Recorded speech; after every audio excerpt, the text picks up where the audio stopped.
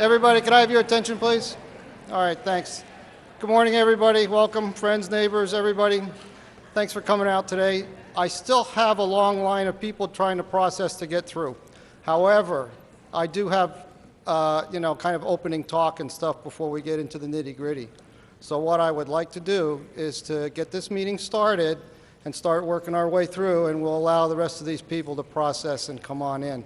Apparently, there's also a little difficulty in parking. I hope nobody took up like 2 parking spots as they parked. Everybody. Anyway, so we're going to try to get these people in. So, I'm going to call this meeting to order right now, and I think we're about 10 after. We're 11 after 10. So, first order of business, we're going to do the Pledge of Allegiance, followed by the national anthem, played by the band. So if everybody would please stand, and checkers of the checklist, would you please hold off for just a moment while we do the Pledge of Allegiance? Can you hold everybody? Checkers of the checklist. Martha.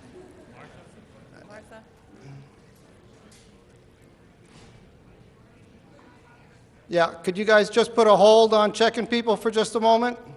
Okay, thank you.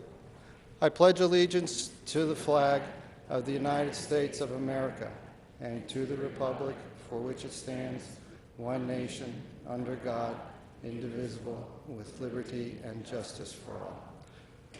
All right, and please remain standing for the national anthem. The band will just give them a moment to come on out.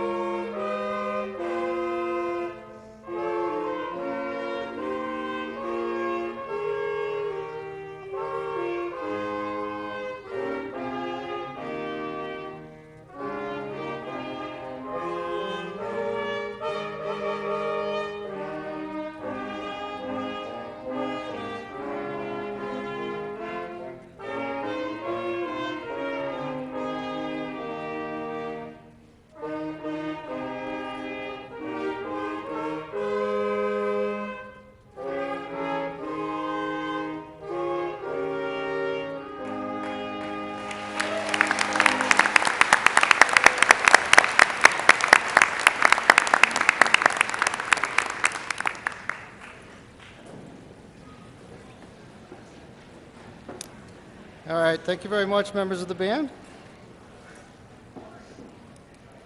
All right, well, thanks again for everybody coming out on this cold morning.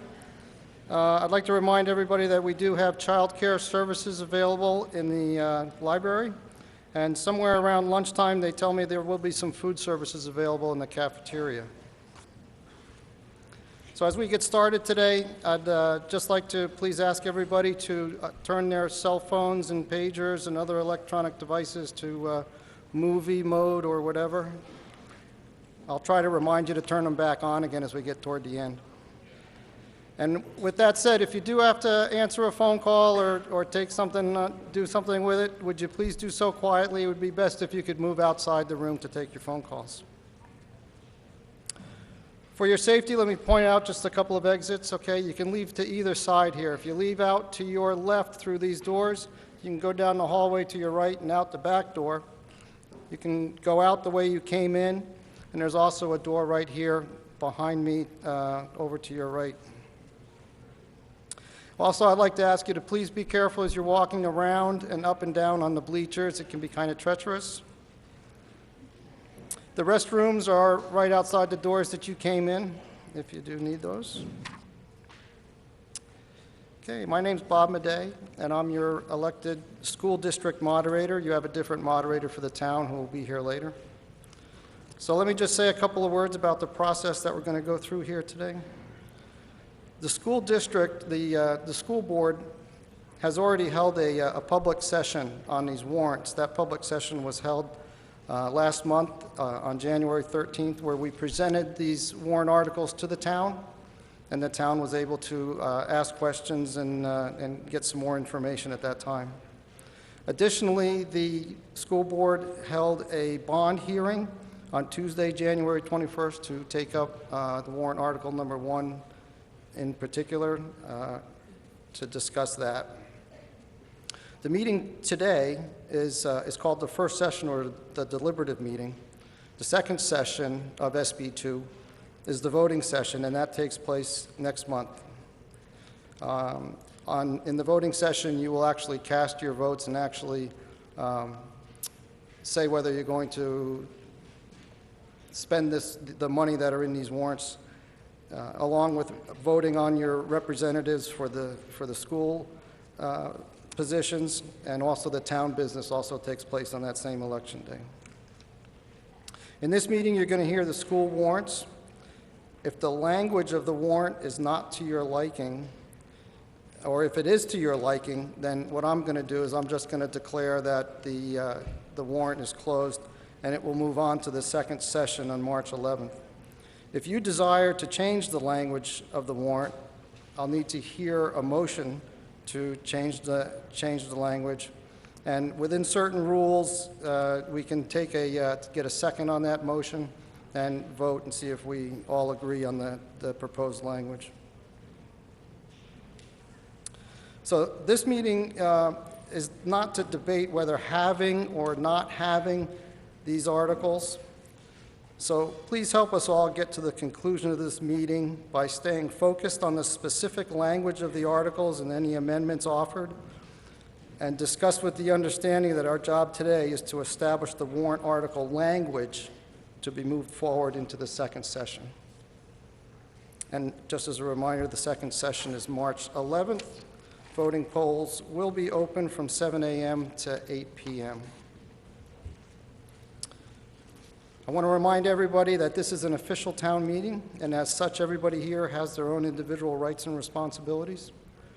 During this meeting, I'd like to ask that everyone be courteous to the speaker and to those around them, and remain silent during the presentations. Please remain seated and attentive during this meeting. If you need to leave, please do so quietly, and if possible, not when a speaker is speaking. I'll only use Robert's rules for a meeting as guidance only. We will follow the rules of the moderator for this meeting. If you have any questions, just ask.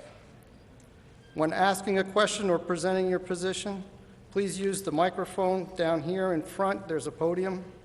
And please start off by announcing your name and your address. Please address all remarks and questions to myself. I'm supposed to be the sounding board, and we'll get your questions answered. As I spoke about earlier in the meeting, non-registered voters must be seated in the area off to your left. Over on the side, there's a designated area for non-registered voters. So please move there at this time if you're not already seated there. I'd like to ask that you please limit your discussions to no more than 5 minutes each. And I'm going to try to allow all other speakers to speak once before we go around and start having repeat speakers. We have 7 warrant articles today to get through, and we have a short period of time to get there before the town wants to start their meeting. Some of these articles will draw deep emotions and opinions from individuals. Please be respectful of others' opinions, and if you decide that you disagree with another person, please do not be disagreeable. I'll read each warrant article as written, and Dr. Hayes will provide some commentary. I will ask that if you all agree with the wording, and if I do not hear amendment to revise the language, I will declare the discussion closed and the article will be moved to the second session and we will proceed to the next article until all articles are completed.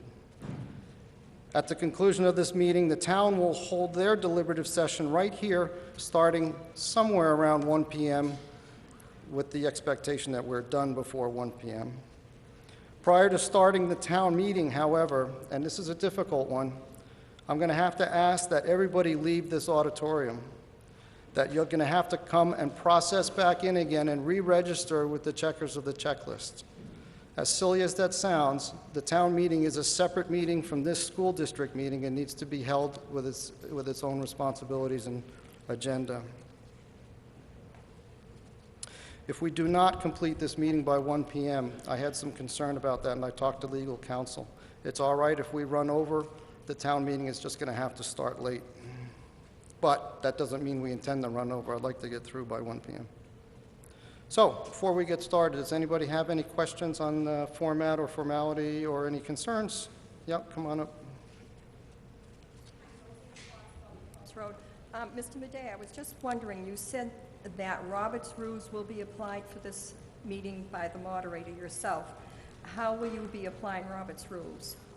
Because, just for clarification, I read the RSA pertaining to moderators, and it clearly states that Robert's rules are not to be used by the moderators at these deliberative sessions. So could you clarify that for me? I'll clarify it as best I can. The way that goes is, as you said, Robert's rules do not have to be applied at this meeting. However, Robert's rules do set the formality of public meetings, and it's a good thing to do.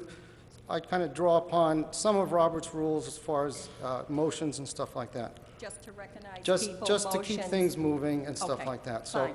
So, otherwise, I try to run the meeting as best I can with the feel of the public on how it goes. Thank you.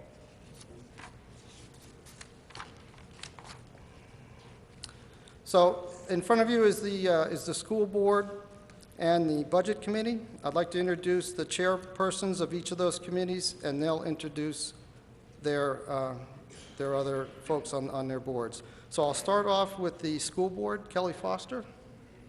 Hi, I'm Kelly Foster. I'm the chair of the school board. This is Cliff Chase, my vice chair. Elizabeth McKinney. Wait, sorry. Is that better? Cliff Chase, Elizabeth McKinney, Nathan Lunny, and Gail Droscher Wentworth. All right, thank you, Kelly. And then for the budget committee, the chairperson is Ellen Snyder. Good morning, I'm Ellen Snyder, chair. Vice chair is Amy Thompson, and she could not be here today. She apologizes for that, and I'm going to let each member introduce themselves. Thank you. Dana Glennon. Judith Ryan. Drew Kiefaber. Michael Lang. Blue Foster. Dave Foltz. That's a while. Larry Pickering. Russ Simon. Okay, thank you. All right, so I'm going to move right into the school warrant. I'm going to read the introduction, and then we'll go right into article number 1. So this is the school warrant, State of New Hampshire, to the inhabitants of the school district of Newmarket in the county of Rockingham, State of New Hampshire, qualified to vote in district affairs. You are hereby notified of the annual meeting. The first session for the transaction of all business other than voting by official ballot shall be held Saturday, February 8th, 2014 at 10 a.m. in the Newmarket Junior Senior High School Gymnasium. The first session shall consist of explanation, discussion, and debate of each warrant article. Warrant articles may be amended subject to the following limitations. Warrant articles whose wording is prescribed by law shall not be amended. Warrant articles that are amended shall be placed on the official ballot for final vote on the main motion as amended. No warrant article shall be amended to eliminate the subject matter of the article. The second session of the annual meeting to vote on questions required by law to be inserted on said official ballot and to vote on all warrant articles of the first session on official ballot shall be held Tuesday, March 11th, 2014 at the Newmarket Town Hall. Polls shall be open from 7 a.m. to 8 p.m. If that isn't a bunch of legal jargon there. Okay, moving on to warrant article number 1, it reads as follows. Passage of this article shall override the 10% limitation imposed on this appropriation due to the non-recommendation of the Budget Committee. to see if the school district will vote to raise and appropriate the sum of $45,125,263 for the construction of a new junior-senior high school, and authorize the issuance of not more than $45,125,263 of bond or notes in accordance with the provisions of the Municipal Finance Act, RSA Chapter 33, and authorize the school board to issue and negotiate such bonds or notes and determine the rate of interest thereon, and to authorize the school board to apply for and accept and expend any federal, state, or other aid that may be made available for said project, and to comply with the requirements related thereto, and further, to raise and appropriate the additional sum of $1,303,619 estimated to be the first bond payment, and authorize the school board to take any and all actions necessary to carry out any vote hereunder, to take any other action related hereto. Recommended by the school board 5-0, and not recommended by the budget committee 5-6. 3/5 or 60% majority vote is required. That'll be in the second session. The estimated tax impact of this warrant article is $1.75. So if you notice, that was all one sentence on that first part. Talk about a long one. Okay, so Dr. Hayes is going to present a discussion on this. Thank you. Good morning, everyone. I want to begin by introducing the two people to my right, if you don't know them. The first is Christine Bluen, who is the business administrator for the district, and seated next to her is Michael Elwell, who's the school attorney. I'm going to be framing all of my remarks off of a handout that hopefully you picked up as you walked in. It's an 8-page stapled document that in the upper right-hand corner says Deliberative Session, February 8th, 2014. The first thing that I want to explain is the first sentence in the warrant article, which is in italics. As a school, SB2 community, there's an RSA that applies to our warrants as it relates to support or not, recommendation or not recommended articles by the Budget Committee. And it's commonly referred to as the 10% rule. And the 10% rule basically says that the annual meeting cannot appropriate any more than 10% of the amount recommended by the Budget Committee. And as noted, the Budget Committee did not support Article 1. The combination of the other articles that they recommended the operating budget, they recommended the fire and life safety warrant, they recommended two articles on transferring amounts of money surplus into the trust funds for repair and maintenance and special education. When you add all of that up, those amounts, it comes to just over $17 million. So this 10% rule means that if we do nothing, we cannot add any more, we cannot appropriate any more than 10% of that, or $1.7 million. And obviously, then trying to appropriate $45 million misses the mark. So what the legislature certainly doesn't want that to be the controlling influence on passing bond articles and some other large items. So they crafted legislation which then comes into play as it did here. If there's a bond article, then by inserting this first sentence, we take action whenever you vote to approve this article, you then accept the fact that we are waiving that 10% rule, because we obviously are exceeding $1.7 million raised. The article seeks to create an end result that does three things. One is construction of a new high school, junior-senior high school, 151,500 square feet.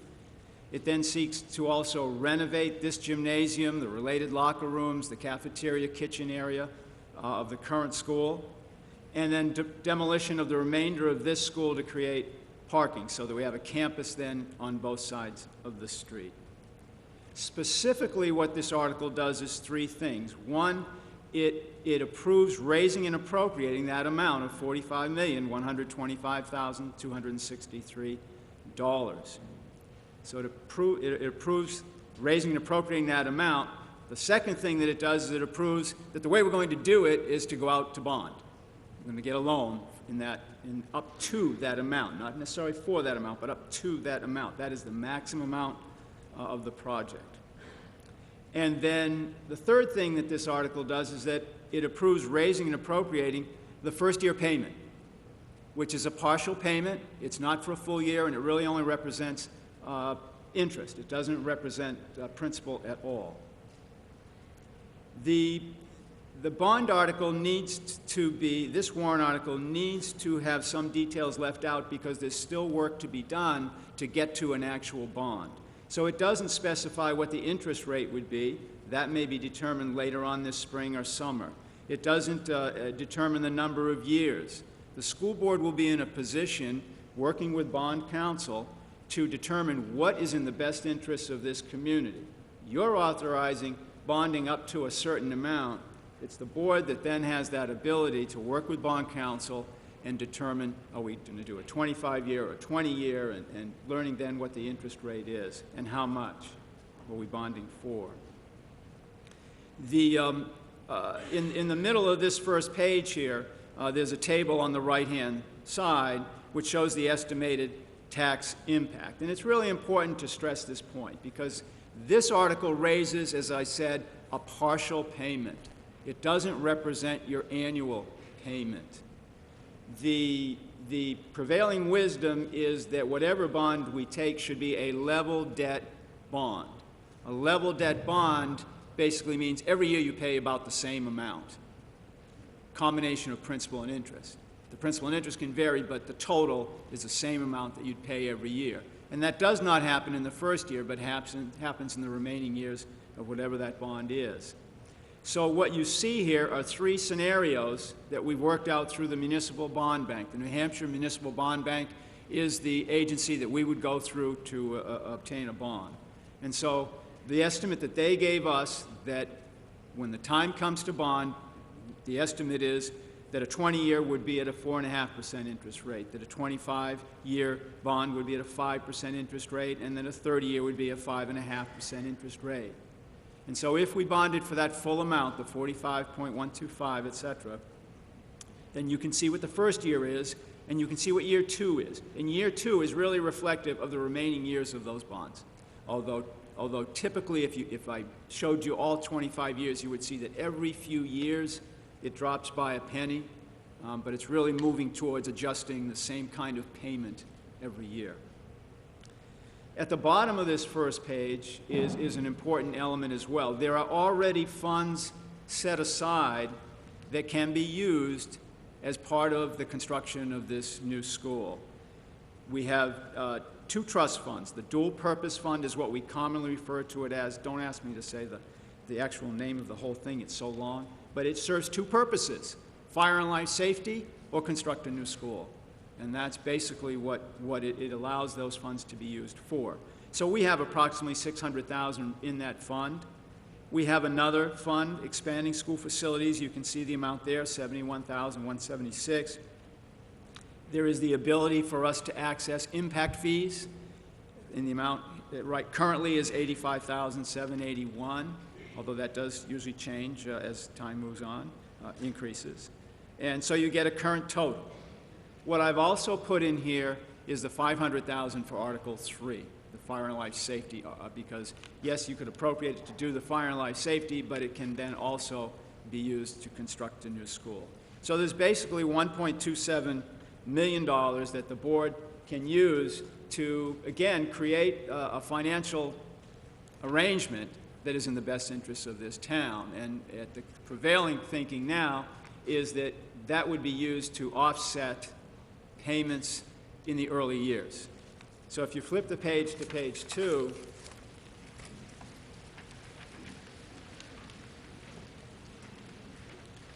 what you see at the top is an example. It's not a plan. We've not taken any action on it. It was something that I just made for presentation's sake. but it gives you a sense that although, the impact on the tax rate is 4.27 cents, and you see it drops to 4.26, not cents, but $4.26, $4.27, excuse me. But that they could use some or all of that 1.27 million to pay part of your mortgage, if you will. We're taking it out of the trust funds as opposed to raising new taxes to pay for it. And so the strategy is to, in those early years, lessen the impact of the bond. And so when you see the next to last column, resulting tax rate for new school, then it progresses out $1.75, $3.32, $3.86, $4.10, and it takes 4 or 5 years before you get paying the full, raising and appropriating money to pay the full bill.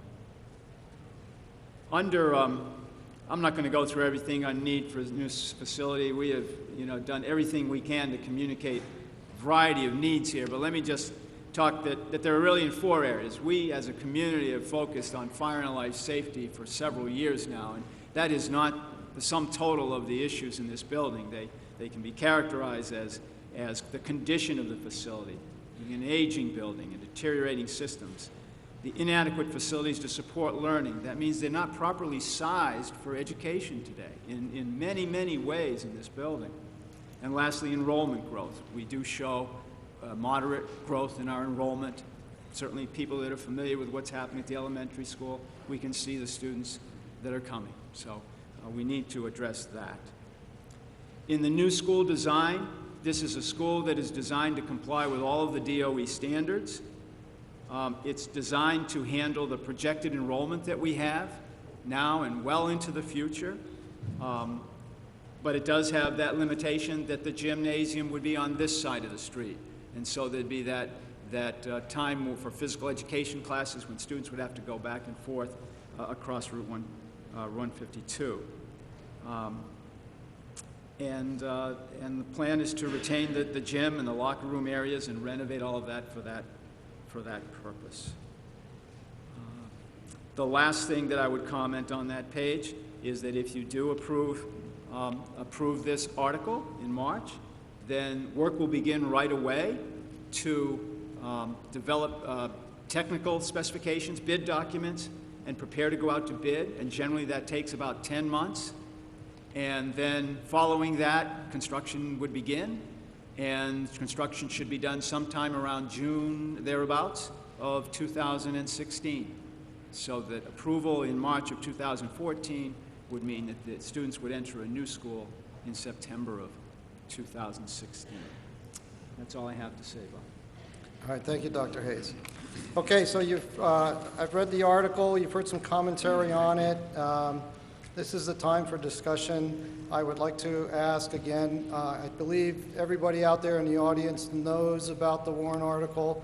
You've read stuff in papers on the websites, et cetera, et cetera. I know everybody has their own personal opinion one way or the other, and pretty much everybody here who has that opinion I don't think is going to be swayed by a few words said here. However, I would like to entertain commentary. I would ask that it start out with, I would like to make an amendment so that we get our business part of this meeting over with before. Okay, so if anybody cares to make an amendment, and then we could have discussion, come on up to the microphone.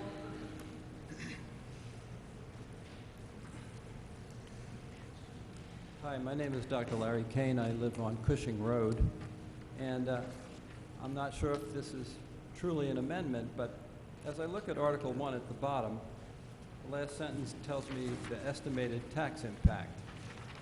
And I think that's important to know before voting. I want to know what the estimated tax impact is and would make amendment to having language included in this article which gives me and all the voters your best estimate of what the tax rate will really be above that 175 after the first year. Okay, so there was a question about the last sentence that talked about the estimated tax impact on the Warren article being $1.75. And the gentleman wanted to know what the tax rate was for For the going next forward. 24 years, 24 years. All if right. that's the, All right. Dr. Hayes, would you like to say a few words on that? I'll speak to that. As I mentioned in my remarks on the front page, it shows, it depends greatly, as you would know, on the length of the bond and the interest rate at the time. of course. Okay, so what, on the advice of counsel, they're advising that we not put that kind of specificity in there because it then ties the hands of the board when it comes time to actually go out and negotiate a bond. But you have a pretty good idea. Well, no, all I have an estimate as what we've provided to you from the New Hampshire Municipal Bond Bank. We do have that, but that is just an estimate on their part, and it doesn't, and that's for the full amount. There might be scenarios where they don't bond for that full amount. They can bond up to that amount. So putting more language in there that it can really place limitations on them, and I think that's how the council expressed that. I would say that, no, let me leave it at that. So just to go a little further with that, legal counsel has advised us that any estimated tax impact on the warrant article is the decision of the board to put on, and that's the way they have stated it. It's the tax impact on the following year for which this budget period is slated for. I feel that you're not really answering my question and suggestion that we put further clarification to the voters, your best estimate as to what the tax rate really would become above our tax rate now.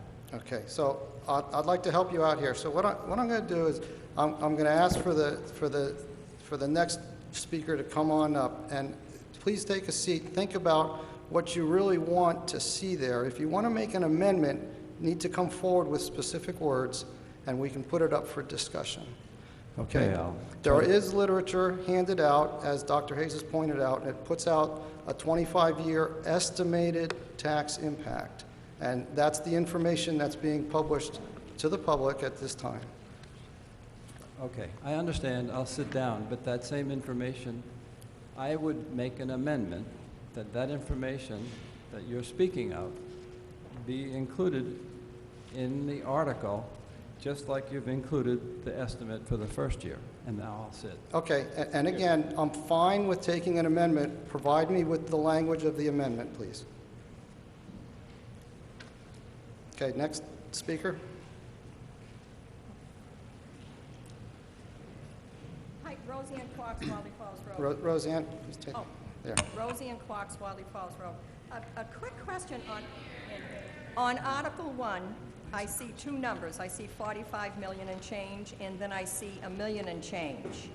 And that comes to a total of 46,000 and change, not 45. So can you put two different dollar amounts in the same warrant article and not have on the warrant article the total dollar amount that you are indeed voting for? Okay, so the question is that in the beginning of the warrant article, it's stated as with $45 million to be bonded. Yeah. And then there's an additional $1 million discussed later on in the warrant article. Yes. Dr. Hayes, would you address the dollar amounts there? Yeah, again, there are three pieces of this, and the first two are related, I guess. The $45.1 million. First, as voting for this passage of this article, it would authorize that we can raise and appropriate that amount. But then it's followed up by saying, by going and seeking a loan, a bond, okay, in that amount. So that allows that piece to happen. The $1.3 million is your first payment on your loan, and so there is no tax impact on raising the $45.1 million, but you're paying that bill in FY15, and that first payment on the loan is the $1,300,000. 300, yeah. Now, does that $1.75 on the bottom, is that a reflection of the tax impact for the first 6 months of this bond only on the $1,303,000? Yes, those are related. That's why it's Those are 175. related. And the board does have the option, it's not stated in the RSA that they cannot put an estimate. You've already put an estimate of $1.75. That's a best guess by your folks as to this $1,300,000 will be $1.75. So you've already placed an estimate on the warrant article.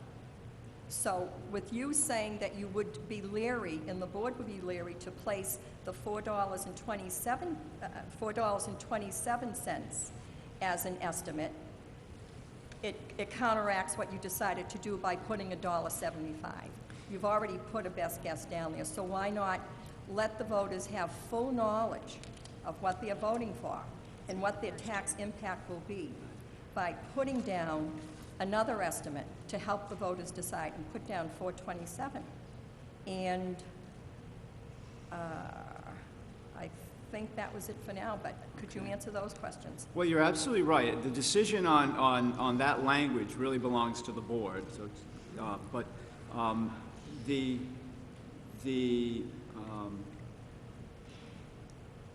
amount that you're actually raising in FY15 is only $1.3 million. And so there's your $1.75. You're not raising in taxes. You're not raising $45 million. We're borrowing it. But if somebody is, we're going to borrow it at an interest rate and have to pay Yeah, $427. Right. If somebody is not in tune, if they don't keep up with meetings and so forth and so on, they're going to look at this and see $1.75. So I think the school board's decision not to put another estimate that you already have done, to put an estimate of 427 is disingenuous at best, and you're not keeping the public fully informed as to what this impact of this warrant article will be to this town and people who just can't afford it. I'd like to see some compassion somewhere. Thank you.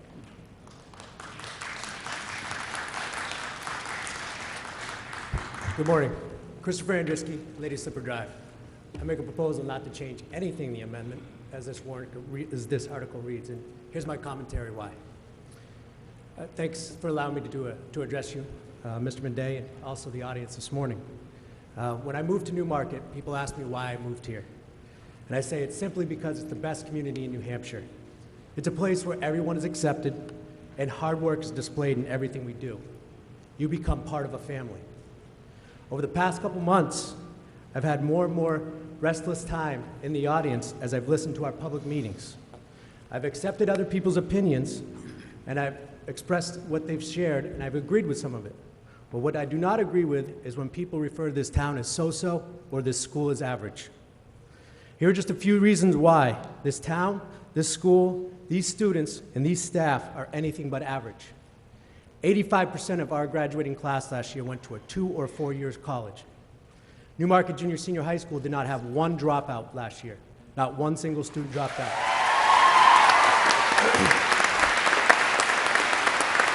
For the past 3 years, Newmarket Junior Senior High School has been partnered with Philip Exeter Academy, a prestigious private school that has allowed over 40 students and 7 staff members to engage in enriching activities over the summer. Also, this summer, 4 of our teachers have been selected to participate in Philip Exeter's National Conference for Gifted Teachers. 3 of our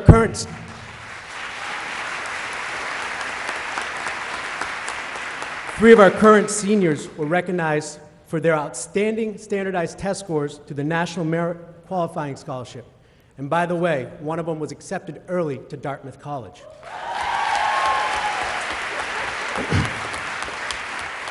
Our senior football captain was selected to play in both the Chad All-Star Game and the Shrine Football Classic for the best football players in the state. First ever accomplishment at Newmarket High School. Last year, our senior goalkeeper was one of 2 goalkeepers selected in the state to participate in the Lions Cup. Again, first ever accomplishment at Newmarket High School. Last year, our 11th graders had the highest percentage of students who performed in proficient and distinction in both math and reading across the state.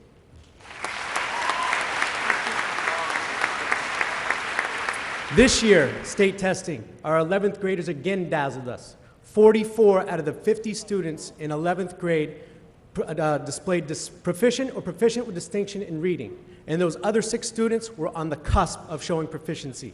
Not one student displayed proficiently below distinction. That's amazing. And not to mention our teachers.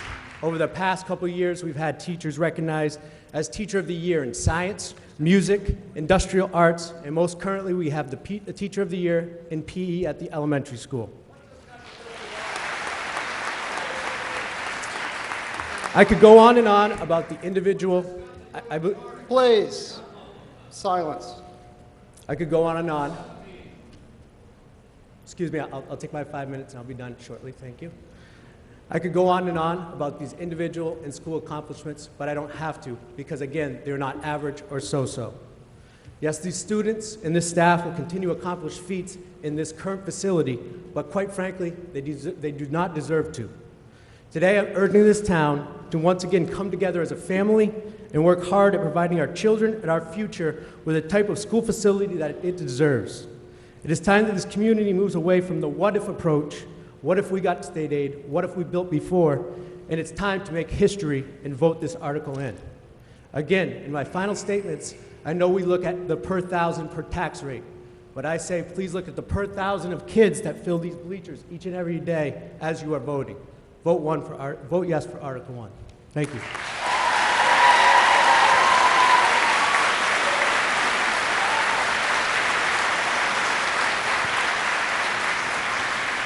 Okay, all right. So again, please try to keep your commentary directly related to the warrant article on hand.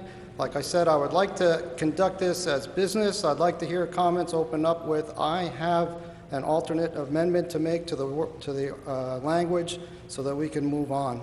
However, people who come up to the microphone have a 5-minute limit to talk. You feel free to start your own watches and start time. 5 minutes is a long time, and I'm sorry. We all have to listen through it. It's just the right thing. Yes, point of order.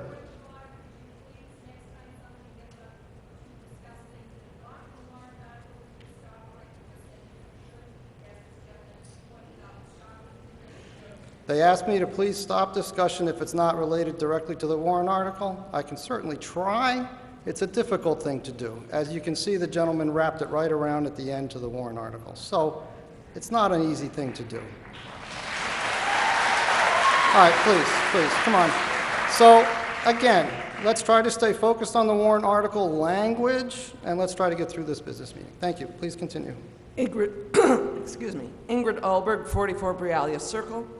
I have language to a proposed amendment to the warrant article, simply modifying that last sentence to read, the estimated tax impact of this warrant article is $1.75 in the first year and an estimated rate of $4.27 in the remaining years of the bond.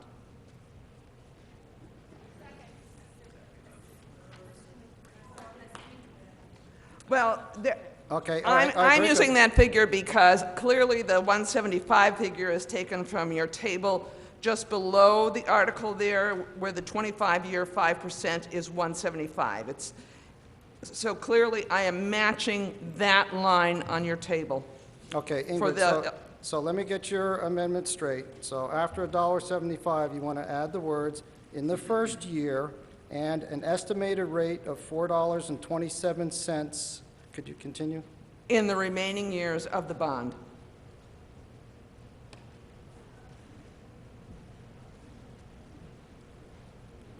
All right, so again, I'll just add caution to you, the voters, okay? You guys are in control of this meeting. Really, I'm not. So this is an amendment offered to the estimated tax impact of the warrant article. The language of the estimated tax impact on the warrant article is the responsibility of the governing body to establish. However, you guys have a lot to say in the language of these warrant articles. And even though you may go a little bit against the law, it is sometimes upheld as if it's reasonable and doesn't go all that far. So we can handle this two ways. You guys, as the audience, can force this amendment to go through on a vote, or we can turn to the governing body and ask the governing body if they're going to allow such a warrant article with their permission, and we could be done with it.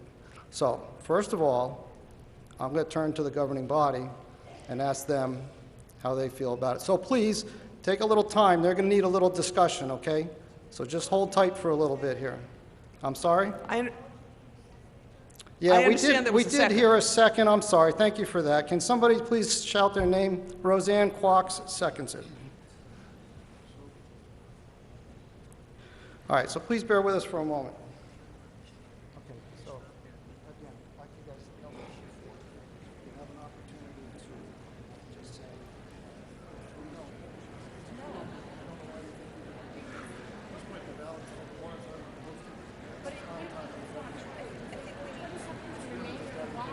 All right, can you keep your conversations down, please? It's incorrect, because to keep it at 427 is to not be realistic about how the bond fluctuates based on interest rate. Understand, there's a lot of kids out there.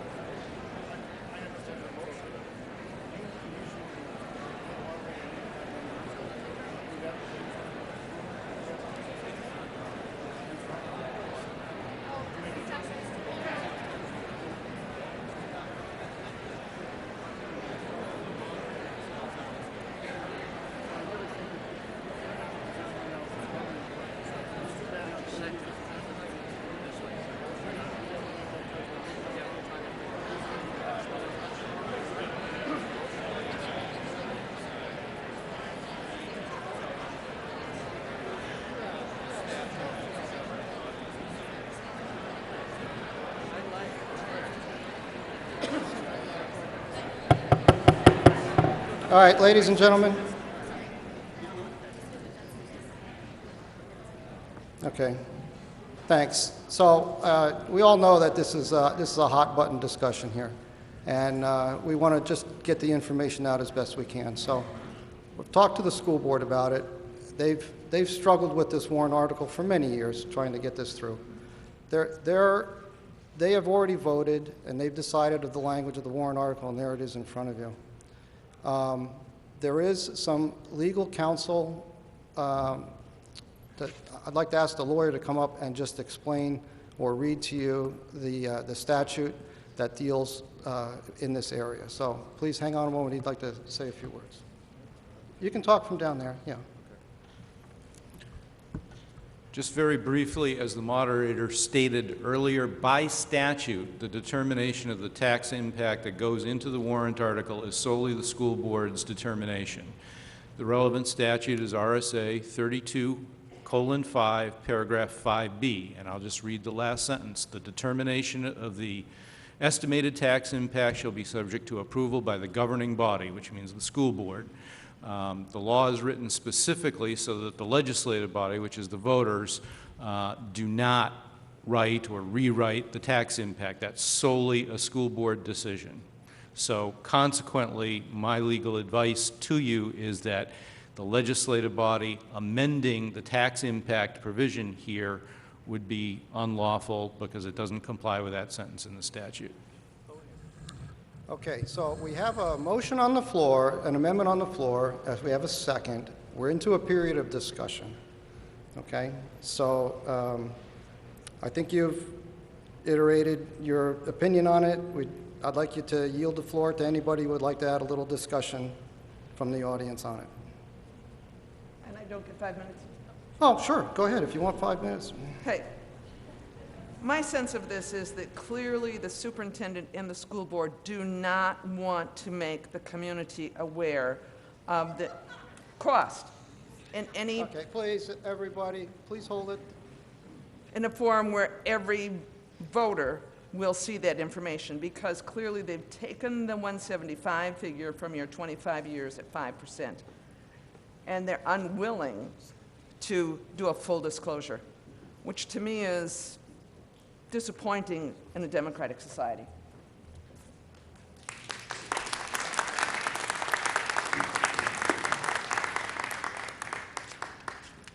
My name is Bruce Hawkins. What else do I have to say? Anything else? All right, well, Bruce, that was good.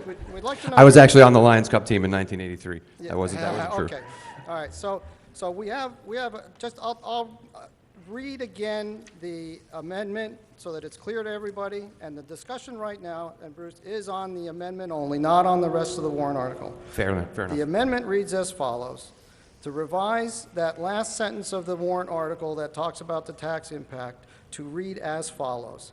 The estimated tax impact of this warrant article is $1.75 in the first year and an estimated rate of $4.27 in the remaining years of the bond. Okay. Thank you. So there's a problem with that. The problem is that the estimated rate over the remaining years of that bond is not a single amount. As you can see on the second page of this first handout, there's a range of amounts from 332 to 426 over the remaining 4 years. So to put in a single number that represents what could fluctuate over the course of 4 years based on fluctuating tax rates and interest rates could not possibly be accurate, for one. To say that the school board is trying to hide information and doesn't want you to have the right information for this, there are 7 pages on this handout of estimated cost estimates, building and finance and tax impact reports, which you're free to read now, later, or any time in your bathroom when you're just not reading Sports Illustrated or Time Magazine. So the amendment is inaccurate. There's no attempt to hide any information, in my opinion, and I thought that should be pointed out.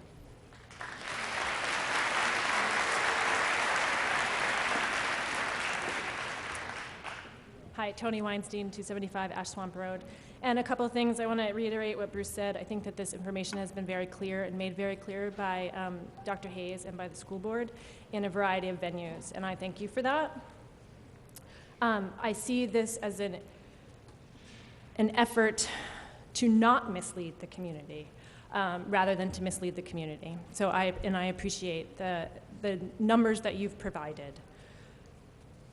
It's been made clear that it's unnecessary to add this additional language and unlawful. So I would like to move the vote.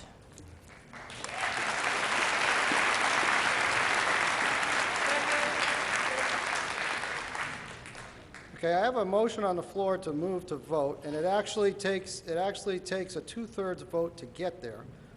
I'm not seeing anybody else come up to the microphone, so I'm kind of leaning towards accepting the motion to move to vote. All right, so there's a motion on the floor to move to vote. I need a 2/3 vote to say we're going to move to vote. And what I'm going to try to do is just do it by voice vote right now. You can stay there for just a moment, but perhaps we'll let you talk. So all those in favor of moving to vote, say aye. Aye. All those opposed, say nay. Nay. Okay, we're going to move to vote. I'm sorry, sir. You're going to have to sit down for now. Okay. Yeah. Thank you. You can get up on the next amendment.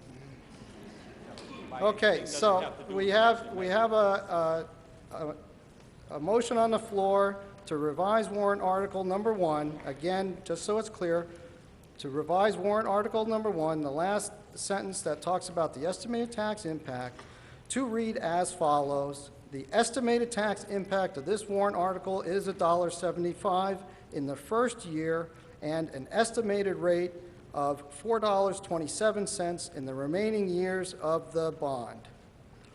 All those in favor of the revised article, say aye. Aye. Opposed, say no. No. I say the noes have it. So the warrant article does not pass, and we are back to warrant article number 1.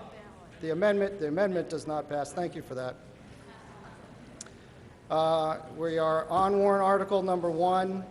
Is there any other discussion on warrant article number 1? Roseanne, I recognize you, but I'd like to wait to see if there's anybody else who wants to make an amendment to warrant article number 1. Okay, Rose. Okay, yep, come on. My name is Trish Simon. I live on Cushing Road. I have a question to the school board, and it has to do with Article 1 and the dollar amount being required. In the handouts, Dr. Hayes talks about, and I've seen him at school board meetings, talking about the $1.2 million that would be used to reduce possibly different items and lessen the tax impact. It's mentioned on the frequently asked questions booklet on page 13, and it's on the first page here. Dr. Hayes mentioned at the school board meeting that it was just his recommendation to take these funds and lower the tax impact over the next 2, 3, 4 years based on some, I don't really know how the arbitrary figure was. It was like 700,000 one year, 300,000 the next year. And I was interested in the school board members talking, if they had any discussion, and maybe you could explain your thinking on why not just take the $1.2 million and reduce the amount of the bond right up front. As it says in your own handouts, over the life of the bond, for how many years it's going to be, it could be as much as $900,000 in interest saving. And my concern, I guess, is that having lived here for over 11 years, there have been things that have been even, I guess, earmarked for certain projects or for certain purposes have had to be repurposed because of emergencies or something else has come up. And I don't know, with this figure floating out here, is something you may do. You may not do it. Cliff Chase made the comment at the school board meeting that you would not force another school board into the decision that you would be making now. It was just an idea that was thrown out there. Why wouldn't you simply just, what was your thinking about why not just reducing the bond amount by $1.2 million and saving $900,000 over the life of the bond? That's my question. Would any school board members like to discuss this? Okay, could you please start out by restating the question so everybody's clear? I don't think My question is Yeah, go that ahead. rather than taking the $1.2 million that's mentioned on page 13 of the frequently asked questions booklet and the bottom of the first page of the handout today, and arbitrarily assigning a lessening of the tax impact on year 2, 3, and 4, why did not the school board decide to take $1.2 million off the top of the bond that they were looking for? It would save $900,000 over the life of the bond. Okay, all right, thank you. And I was hoping the school board would discuss how they came to this conclusion. Okay, all right, so we'll get the school board to talk to you. So it's the discussion on the $1.2 million that could be reallocated to pay for the new school. So this is the $1.2 million that's in a different trust fund that currently is used for school improvements, or it's a multi-purpose fund. And the funds would be available to help offset the costs of a new school should they come along. So that's where that dollar amount is on that page. So you guys somebody want to talk about it? Yeah. I guess obviously, you said it, Ms. Simon, I think in your comments just now, you said that it's from the notes, your recollection of the meetings and the discussion, none of it's set in stone. It certainly could be applied against. It could be, we could bond for fewer dollars. We don't want to bond for any more than we have to, and we haven't been out to bid yet on the project, so we're very hopeful that we'll see the numbers come down across the board, right? I think that was my concern, is that Dr. Hayes mentioned at the meeting it was a suggestion. Yep. Cliff Chase said he didn't want to commit a future school board. My concern is that in past warrant articles that have been approved, like for the elevator, it was used for something else. The elementary school windows this year were supposed to be in the operating budget. Thank you. But now that money's going to the furnace. And I didn't know why, when you have the $1.2 million, why wouldn't you take the opportunity to lower the bond amount in the warrant article to show that I mean, I don't know what your thinking is as why you would choose not to do that. So I respect the suggestion. I think the board will look for more suggestions. Why was it suggested? It was suggested because it'll graduate and stair-step the impact on all of us, as opposed to the impact being $4.26 or 7 cents immediately. It could be something less than that over the course of 3 or 4 years. My point is, it could be something less than that, but if past indications are, this is not a commitment by you all to reduce the tax impact in year 2, 3, and 4. It's a suggestion that you'll have to think about or plan for, right? You had not pass this as this is definitely what we're going to do, is lower the tax impact. It's your intention. And I'm saying, why wouldn't you save $900,000 over the life of the bond and just lower the amount on the bond? Excellent. Thank you for the suggestion. Yeah, sure. Okay, please, Kelly Foster wants to say a few words. I just want to clear up something. The money for the elevator was actually given back to the town. It wasn't used for something else. Okay.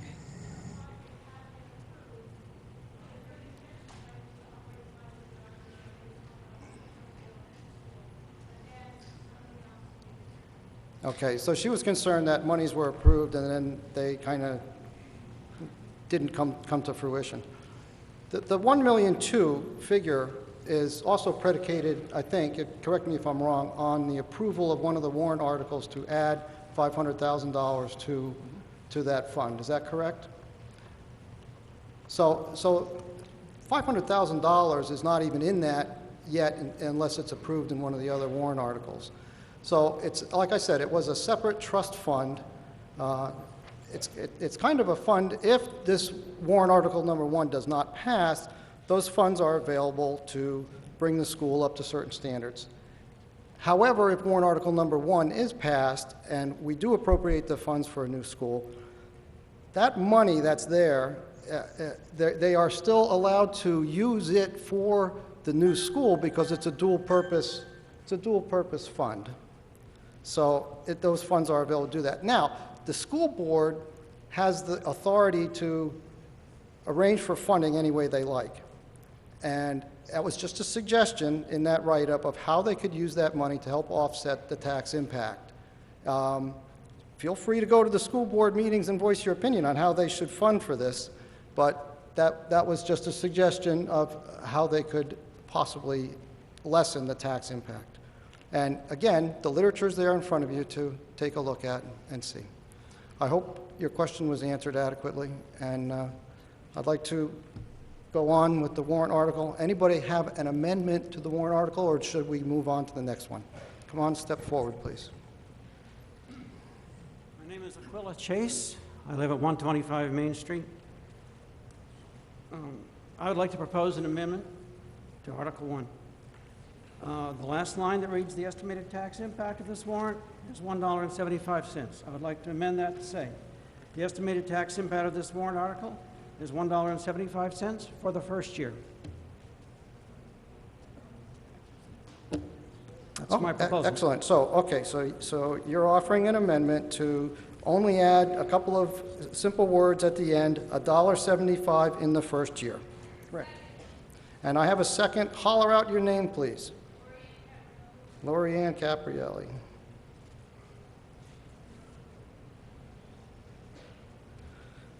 Okay, so we have an amendment to the first article on the last sentence to read as follows. The estimated tax impact of this warrant article is $1.75 in the first year, period. Discussion.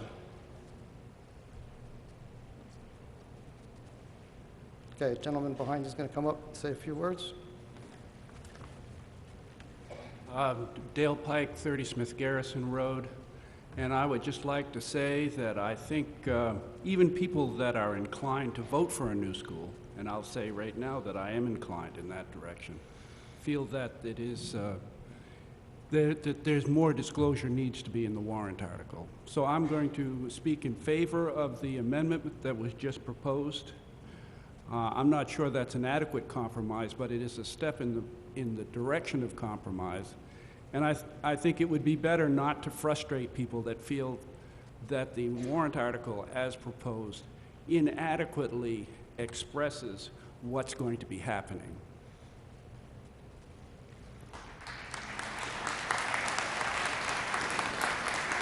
Okay, so I'm not seeing anybody else come up for discussion on the amendment.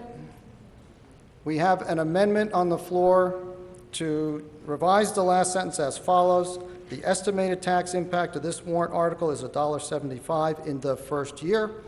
All those in favor of the amendment say aye. Aye. Opposed, say nay.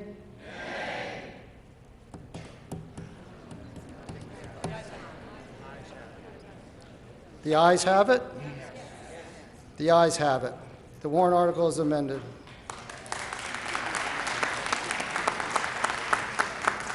We are back on the general warrant article. If there is discussion, if nobody's coming up, I'm going to like to move on to the next warrant article. So hurry up. My name is Francis Salindo. I live at 24 Braille Circle. I'd just like to add some language to the Article 1 to see if the school district will vote to raise and appropriate the sum of $45,125,263. And then I'd add in as the estimated cost for the construction of a new junior-senior high school. Because I don't think at this point in time there could possibly be an exact amount. Okay, so there is a proposed amendment to add in the first sentence a couple of words after the $45 million as follows: to see if the school district will vote to raise and appropriate the sum of $45,125,263 as the estimated cost of the construction of a new junior-senior high school, and blah, blah, blah. Is there a second? I need a name, please. Bob who?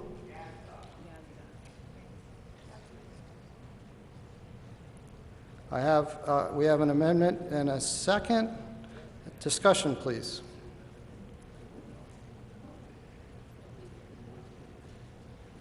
Hi, my name is Nicole Benson, 12 Mockingbird Lane.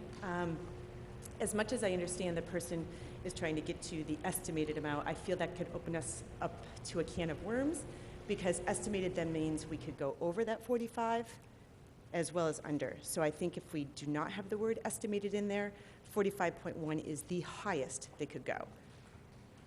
Thank you. Okay. All right. So just understand that, the language of this warrant article is difficult, and it's been approved by legal counsel. And I know, a lot of the language in these warrant articles is a bunch of marbles, and that's why it is so. So I'll just caution everybody that revising it could be a difficult thing, could be subject to questions. So next person, please. Sherry Day, 35 Lady Slipper. So in relation to that 45.1 million, and maybe this is in the literature somewhere, I don't see it. What happens, like in what order do things happen? Do we buy the bond and then this goes out to bid? Or does it go out to bid and then we buy the bond? Because I'm wondering if there's any way this can be lower, do we have to go ahead and get a bond for what it could be? Or are we going to be able to wait and see what people are proposing? And are people going to be trying to keep the costs lower, or are they just going to go ahead and spend what they can? Okay, so if I understand your question correctly, you're saying we're asking to bond $45.1 million. Is there any way that we can be creative about it for a lower tax impact? No, I'm asking what's the order? Do we bond and then go out to bid, or does it go out to bid and then we bond? Because if someone comes in lower, do we just still have that money to use at the school board's discretion? I guess I'm just asking about the process. I don't understand. Okay, all right. So, Dr. Hayes,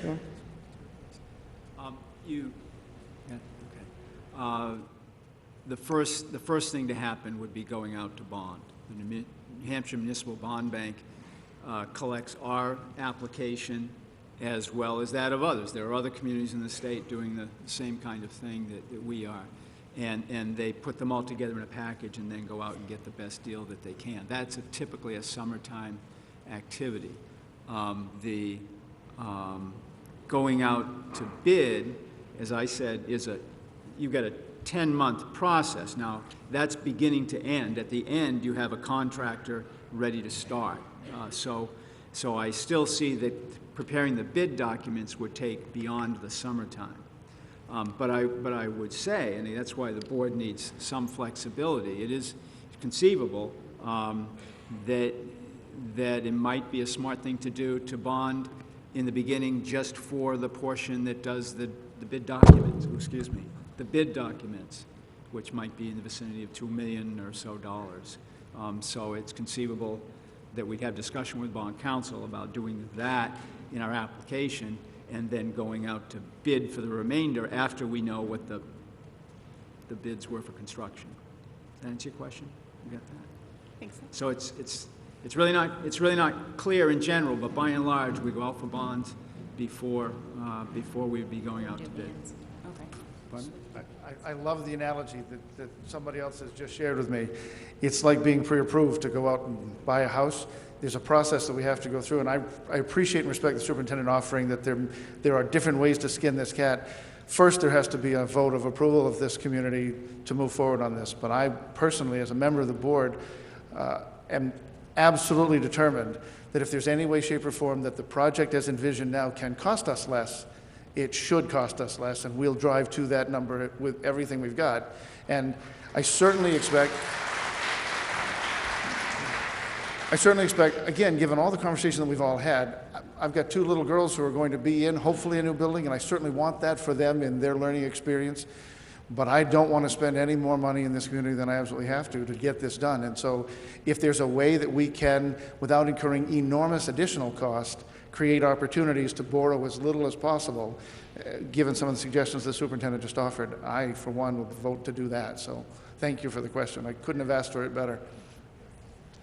Okay, ladies and gentlemen, we have an amendment on the floor. I need the discussion to be focused on the amendment, okay? The amendment, which is to insert the words as the estimated cost of. So, yeah.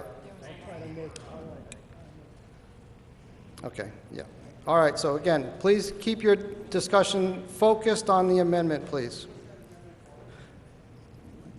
Do you want me to read the amendment again? So the amendment for discussion is, in the first sentence, right after the $45 million, to insert the following words, as the estimated cost of, and then I guess we're going to strike 4, so it reads, as the estimated cost of the construction of a new junior-senior high school. I would suggest that the words "not more than $45,125,263" eliminates any concern that you might have for putting estimated language in there. Unless anyone is concerned that we might spend less than that amount, I don't think anyone's worried about that, are we? I'd like to move that we vote on this, and I'd like to move that you vote no. There's no need to do that. Okay, so again, everybody, I'd like to, when you say, I'd like to move that we vote on this, that's a very positive thing. That means it cuts off discussion and we have no more discussion. So please, listen to me. If you make a motion to move, we take a 2/3 vote and blah, blah, we go on. There's still people standing here that wanted to talk on this. I have to accept your motion to move the vote. And we have to take a vote, and I got to hear 2/3 people say, we're going to vote on it. So I'll just caution you, if you're going to move the vote, be aware of what you're saying. The gentleman made a good point that he sees in the next sentence that it says that we're going to bond for not more than $45 million. So right now we have a motion to move to vote. All in favor of moving to vote, say aye. Aye. All who want to continue to talk on the amendment, say nay. Nay. The ayes have it. We're going to move to vote. So we're going to vote on an amendment to warrant article number 1 to read as follows. To see if the school district will vote to raise and appropriate the sum of $45,125,000, I'm sorry, I'm going to start over again. I was distracted. And please don't distract me again. To see if the school district will vote to raise and appropriate the sum of $45,125,263 as the estimated cost of the construction of a new junior-senior high school and the rest of the language. All those in favor of the amended article, say aye. Aye. Opposed, say nay. Nay. Thank you. It's closed. We're back to warrant article number 1. Mr. Parada, I'll give you special compensation. Do you want to talk about warrant article number 1? Come on up.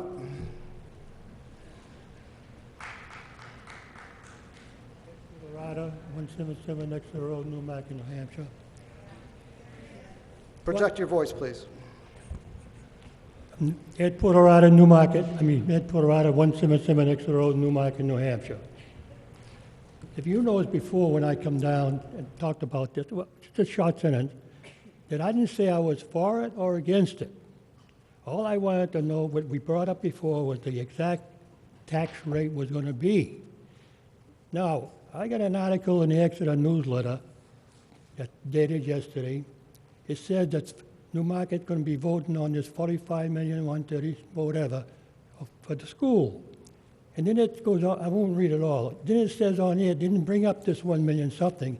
They said that this bond will cost $1.75, 1,000. Isn't that a misprint, or is somebody pulling fast one? Because a lot of people our age will be reading the paper and saying, well, that ain't bad. Yeah, I'd vote for that in a minute.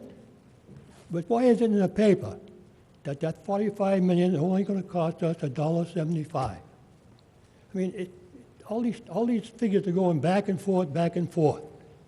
Stories. Now, that's all I want to ask. Okay, so you have a question on why did the newspaper print a statement that said we're going to raise $45.1 million and it's only going to cost $1.75? All right, so Dr. Hayes, would you like to say a few words on that? Well, certainly the school district didn't put that in the paper, and I mean, the paper's responsible for what it writes. I get your point, absolutely. I absolutely do get your point. To say that it's $1.75 for the life, meaning for the life of building the school, is totally inaccurate. Because but it just seems that, well, I'm not going to go any further on this anyway, but I just said I see this on here, and I see even over here, you put two bond things in there, and it's $1.75, but it's only for 6 months. Is that just for interest or interest and principal? It's the first year payment, which is a partial year, and it is purely interest. There is no principal. Just interest, no principal. That's correct. So if you had the principal on there, I mean, if you had the bond passed and you had the principal and interest, it would have been more, wouldn't it? It would be, but the way it works is there's no principal payment in that first partial year. It comes in the other years. Yeah, well, I figured that, but I'm just saying, I mean, it's just the figures there, so this way and that way, because it is the amount that you're raising of new tax money is $1.3 million, and that's the $1.75. I totally get that the other years it's more, and we're trying to communicate that, but and I can't control what the newspaper prints. I'm not trying to change the bond or anything, but it would be nice if it were just $46 million, that's it, and then the price put down on that. But you don't know, and we don't know, right? That's true. We don't. That's all I ask. We don't. We Because, don't. I mean, a lot of us got to figure out, okay, we're going to figure out this is much more we got to put away for our taxes, because we all do it in a certain way. For every month we pay, we put away so much. Of course. And then when you start talking about $4 or $5 a thousand, then we got to figure out, well, okay, I got to figure out how many go. Either go to market basket, bag groceries, or what. That's what all the older people are doing. Thank you. Thank you. Okay, so all right, we're on warrant article number 1, and again, we're trying to establish the language of warrant article number 1. Everybody has opinions and stuff, so, all right, next gentleman, please. I want the article to read this way. Bert Allen, Moody Point. I'm sorry, did you state your name? Bert Allen, Moody Point. Passage of this article shall override the 10% limitations imposed on this appropriation due to the non-recommendation of the Budget Committee. To see if the school district will vote to raise and appropriate the sum of $45,125,263 for the construction of the new junior high school, and the authorize the issuance of not more than $45,100,263 to tax cap it at 0 bonds or notes in accordance with the visions of Municipal Finance Act, RS. Then we're going to move down to the bottom. Estimated tax impact of this warrant article is 1.75 and shall never, over the life of this loan, exceed 0% tax cap. I move for somebody to second me on the motion. Okay, hold on just a second. I moved, because I moved for somebody to second me, they don't get to vote. I want to make sure that they understand your amendment. So, and again, clarify me if I'm wrong. Up at the front of the warrant article, where in the second statement of the $45 million, After the $45,125,263, you wish to insert the words to tax cap at 0%. 0% for 30 years. at 0% for 30 years. Yeah. And then All the way down to the bottom. all the way down at the end where it talks about the tax impact of $1.75. After $1.75, you want to insert the words, and shall never, for the life of the loan, exceed the tax cap. Of 0% increase. Of 0% increase? Yes, and I moved it to the floor after that. Okay. So I've read the amendment. We're looking for a second on the amendment. Do I have a second? I do not have a second on the amendment. Sorry, sir. Thank you. Okay. The language of warrant article number 1 has only been amended the one time so far, which just inserts the words "in the first year" and the last clarifying sentence. Any further discussion on warrant article number 1 as written? Hi, Jill Berry, Lady Slipper Drive. I have just something to say as a member of the town and in the audience. Mr. Moderator, I don't feel that you're being very fair and respectful of the different opinions at the meeting today. I feel that there are some people that are speaking passionately and you're making these hand motions at people to like hurry it along, and then other people are getting up and speaking and you're letting them go on and they're not on topic. And I feel like you're speaking more than some of the people in the audience are having a chance to speak, and I've been sitting there for a while, and I know it's a tough job to be moderating this meeting. There's a lot of emotion, but I feel like you're not fairly letting the people of the town speak their minds. And I think we're all doing a very good job sharing our ideas to do the best we can for the town.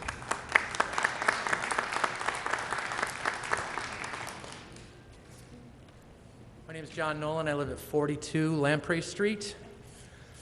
Thank you all.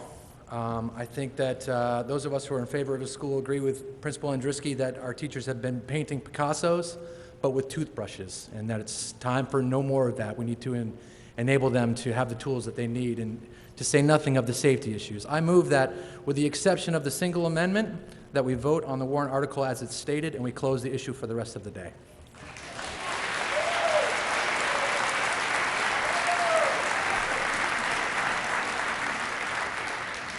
Okay, thank you. That's what we needed. We needed a motion to move forward. So he just moved the discussion. So we go 2/3 vote. All those in favor of moving warrant article number, oh, actually, we don't have anything on the floor. I don't have an amendment on the floor. So without an amendment, we really don't have to close discussion. But if we all want to move on, I can move on. Think everybody wants to move on?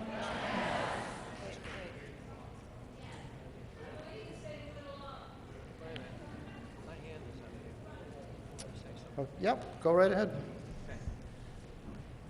I just want everyone to, Dana Glennon, it's right there. I just want people to understand, I mean, absolutely, do we need another school or one refurbished? I wouldn't argue against that. My point here, there has been as a member of the Budget Committee, and the reason why I voted against it was because this town will be the only town in the entire state of New Hampshire. And I noticed that Dr. Hayes has not mentioned it, neither has the school board mentioned it, that we would be the only school in the entire state of New Hampshire that would be paying for a new school on the back of the taxpayer. There was no federal money, there was no state money, there was no local money.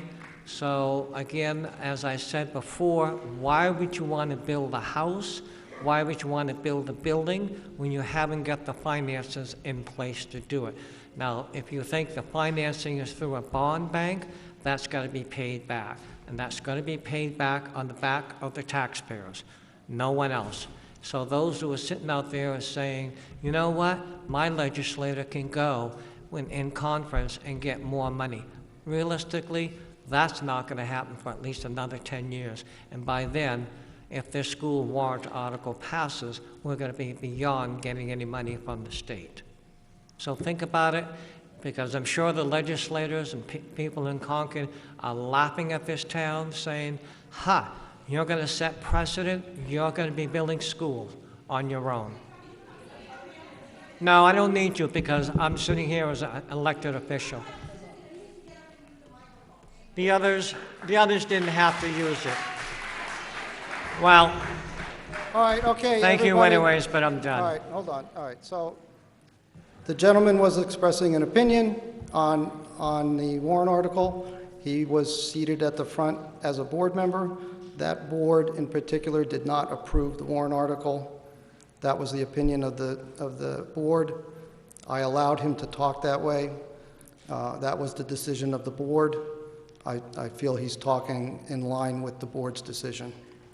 So we have a warrant article on the, we have a warrant article up, and I'd like to, again, stay focused on the language of the warrant article. Is there an amendment to the language of the warrant article so we can move on? Mr. Moderator. Mr. Moderator. What? Could I make a comment? Comment on his comment? Yes, I would. Yeah, go ahead. Only that that's the second time I've heard the Budget Committee member make that comment, and when the first time I heard it, as I would with any question that's raised, I investigated it, I put it in the frequently asked questions booklet on page 12 as the answer to his question. We are not by any means the only community that is seeking to go ahead without state aid. And if you look on 12, you can read the response that's there. I've had conversations with other superintendents, and they're beginning work within their district that in future years they will be. But there are other communities, just as we are right now, that are looking to do the same thing. Now, there is a benefit to that. When we go through the municipal bond bank, so do they. So all of those projects get bunched together and hopefully gets us an even more attractive rate. But that's how it works. It isn't just Newmarket goes out and Salem goes out and Hudson goes out and so forth. But there are others. We're not alone.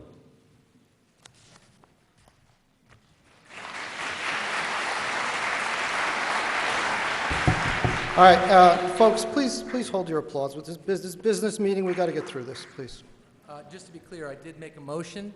I made a motion that not only do we that we close discussion on this wording with the exception of that single amendment, that we close it for the duration of the day, that it is capped. There should be no more discussion regarding it. That's Okay, something I'll I'd like to help see you done. with that when we get there.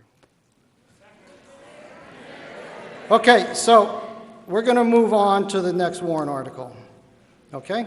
We're going to close discussion on warrant article number 1. Now, we did make some decisions on warrant article number 1, and in order to lock that in place so we don't bring it back up, somebody makes a motion to limit reconsideration.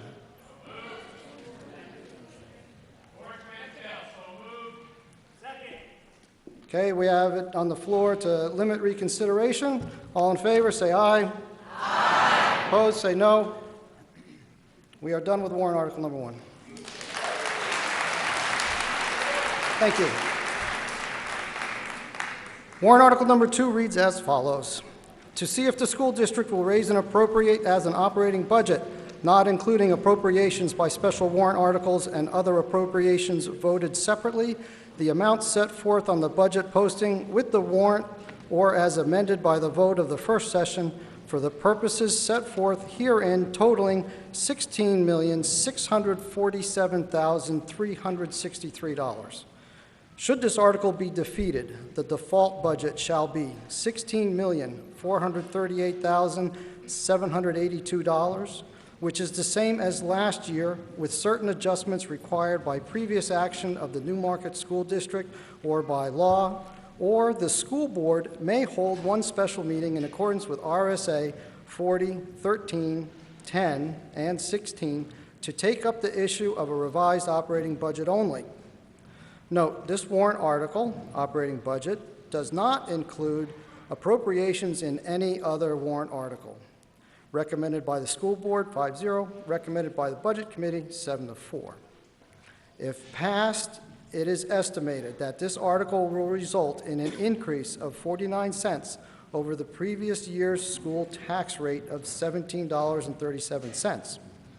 If defeated, it is estimated that this article will result in an increase of 21 cents over previous year's school tax rate of $17.37. Dr. Hayes, would you like to say a few words on this warrant article?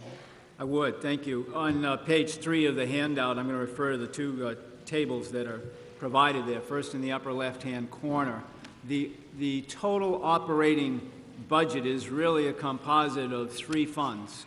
The general operating fund, which is the bulk of how we do business in the school district, and then 2 others. The food service fund. Food service is a self-supporting entity, so that whatever you see there that's being raised, they then are obligated to go out through both selling meals and federal reimbursements to cover that expense. They spend no more than what they bring in. Federal funds mean entitlement grants pretty much, Title I and Title II. And again, even though there's a number of 450,000 there, we don't really know what our grants will be. Typically, we don't find out sometimes until August or even September. But what is meant here is that we spend no more than what we take in. It's really only that general operating fund that manages the work of the district.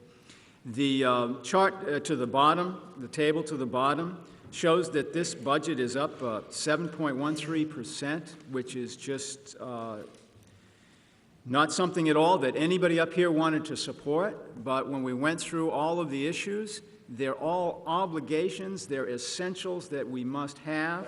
The chart that's there outlines special education. This past year has seen some, from my experience, never before increased needs in special education that were unanticipated. We gave a report to the board meeting the other night about where we are with unanticipated. But we need to plan next year that those expenses will be continuing, and we do have other ones that we know will be continuing into next year. So we've planned appropriately, and that's a big chunk of that 7.13% increase. On the next page, at the top, just quickly, the other factors that drive this increase and why they're seen as obligations and essential needs and not just wants. Teacher raises that are according to the collective bargaining agreement are in here. We do have a proposal in here for 1 new teacher at the elementary school because of increasing enrollment that's going to affect the 1st grade, and we want to place a new teacher there. The next bullet you see, 7 new paraprofessionals. That is covering the unanticipated expenses that we had this year. We've had to hire those people, and now we need to properly fund them in the next budget. Classified raises. They have a salary schedule. Although they're not a collective bargaining unit, there's a salary schedule that we have committed to as a board, and there was a 1% increase proposed for that schedule. Severance payments, according to the collective bargaining agreement, we have 7 employees there. Reduction of funding in special education we have in the grant. So there are expenses that if we can't cover them in the grant, we have to cover them in district funds because we have to serve those IEPs. The next column, we've seen increased participation in the district's health insurance program, and that means increased costs for the district. There's a projected increase in health insurance that you see there of 5%, and then with all of the salaries go all of the other related increases. Pretty much the rest of that shows special education until you get to the last 2. We have, for a number of years, been terribly underfunded in certain aspects of supply and other related kinds of accounts at the junior senior high school, and it's gotten to the point that we really need to upgrade how we're supporting those programs. And lastly, it's been, I think, no secret that our technology needs are great, and we've made tremendous headway in the last year. But now what we're looking for in this budget is replacement of equipment, computers that by and large are 8 to 10 years old, and it's time to move on. So that's all that I have to comment about the budget. Thank you, Dr. Hayes. Okay. Warrant article number 2 has been read. Is there any amendment to the language of warrant article number 2? Okay, not seeing any amendment to warrant article 2, I'm going to say it's closed. We're going to move on to warrant article number 3.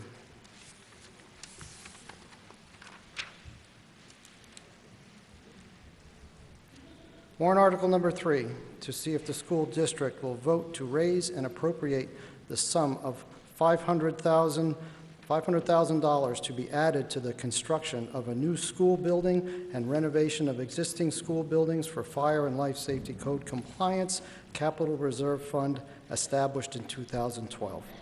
Recommended by the school board 5-0 and recommended by the budget committee 11-0. The tax impact of this warrant article is 67 cents. Dr. Hayes? Thank you. I'm working on page 5. There's a table in the left-hand column that shows that in the past couple of years, this community's done a terrific job in addressing fire and life safety, raising over 2 years the amount of $1,476,177. We did work this past summer and the summer of 2012 so that the balance in that fund is a little over $600,000. We have worked with our architects to take a look at what are our remaining projects in that school and how can we make sure we get them done before September of 2015. And that planning effort said we can get them done in 2 summers, so we don't have to interrupt teaching and learning during the school year, but we have to do them in a certain sequence. And the 2 phases. Phase 1, the estimated cost is $1.1 million. We've really already started planning for that. We need to be ready after the March vote. If the school construction warrant fails, we have to be ready to start running and fix every bit of fire and life safety in phase 1. So we have to be ready to go out to bid in March so that a contractor's ready to do the work in the summer. And so phase 1 costing $1.1 million and estimating $600,000 plus already in the dual purpose fund. We need to raise an amount of $500,000 to do phase 1. At the bottom of that, I want to reiterate something I've said many times. The threat to close a school is real. It's happened in other places. I know Unity faced that threat and is still struggling to get it resolved. It has its students tuitioned out till they can hopefully get it resolved.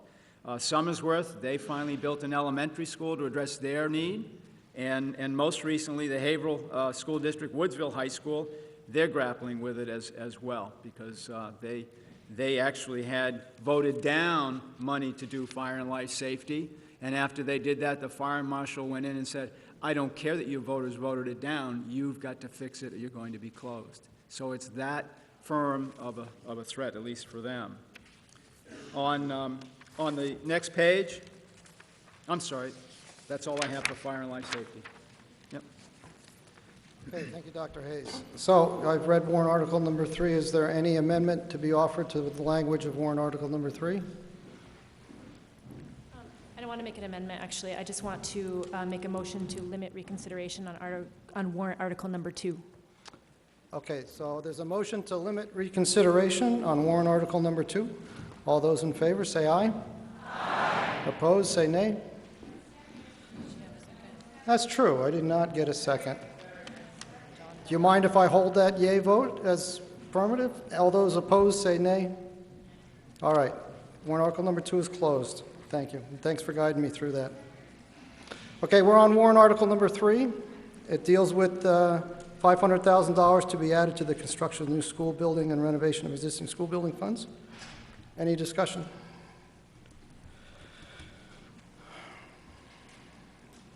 John Bentley, 14 Grant Road. I happen to be vice chair of the council, but I'm addressing you as a taxpayer and father of students in the school, of which I'm a 1983 graduate. And one of the great superlatives I got was most school-spirited. My family has lived in this town since the early 1700s. As a 19 and 20-year-old, I tutored first graders in reading for Mrs. Gail White. I did this because I love my school, I love children, I love my town.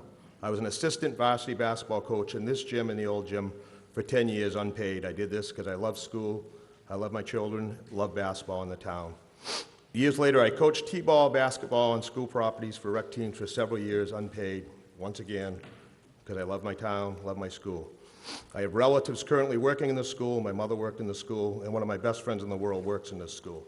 We've been blessed in this town with some unbelievable teachers. I was thrilled to see that 3 of my children got to experience some of the same teachers I had. This gymnasium is named after a Newmarket icon, Mel Cross. I'd like to believe we could have a science wing named after Greg Thayer, a social studies wing named after John Otash, a math wing after Art Prue, English after Jack Brown, French after Carol Smart, and many other past, current, truly outstanding teachers.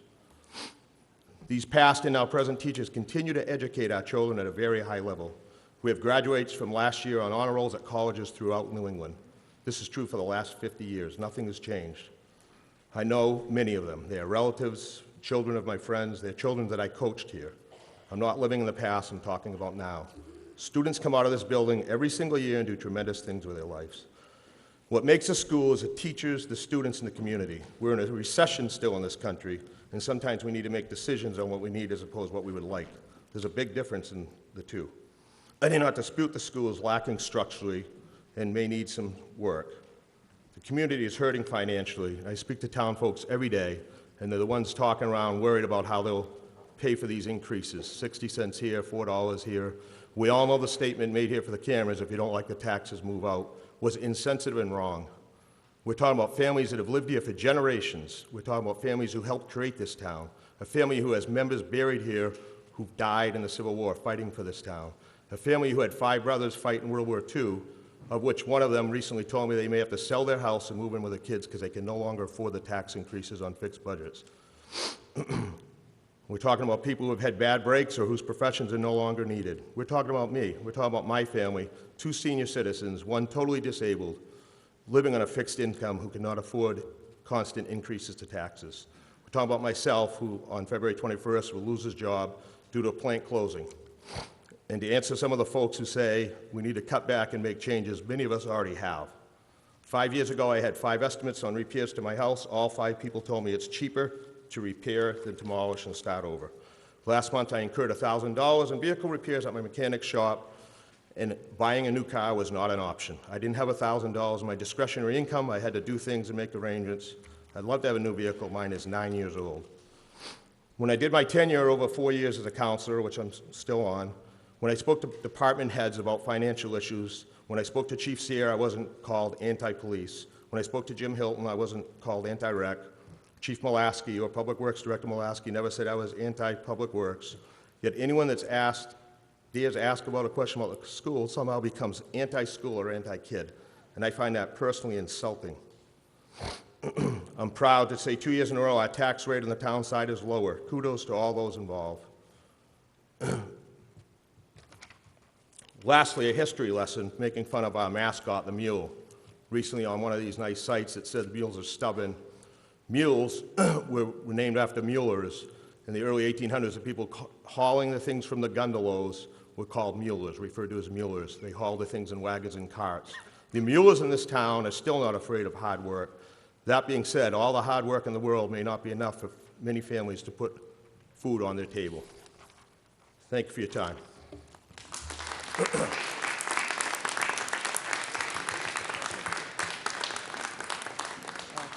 Okay, we're on warrant article number 3. We'd like to talk about the language of warrant article number 3. Could we try to limit discussion on the warrant article, please? Amy Tilton, 94 Shonda Drive.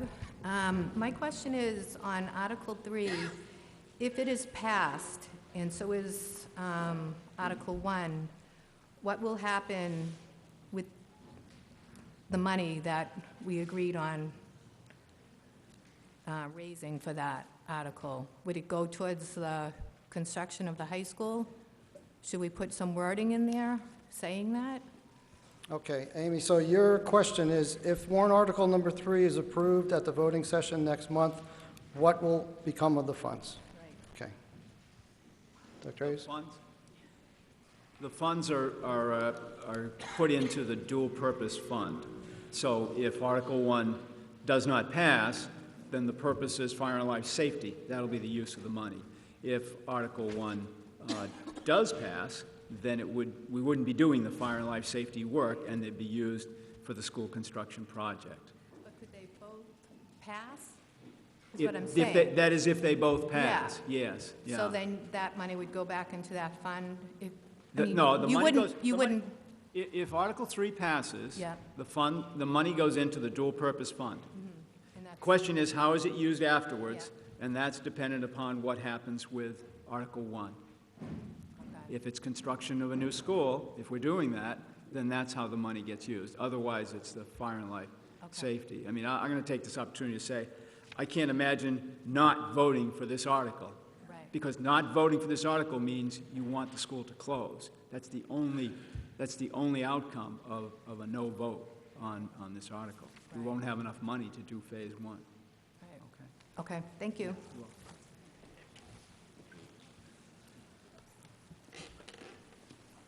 Judy Boutot, Cushing Road in Newmarket. I just have a general question, and I'm really sorry if it doesn't relate exactly to this article.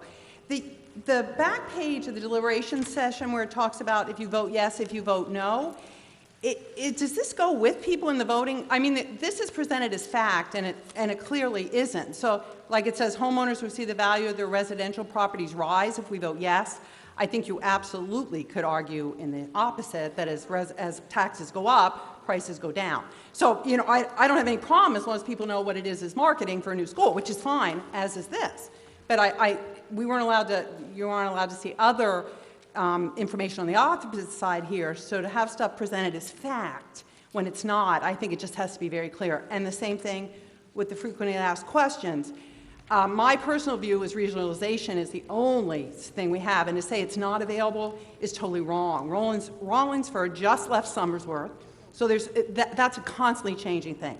So I just want to make sure that people realize this is in fact.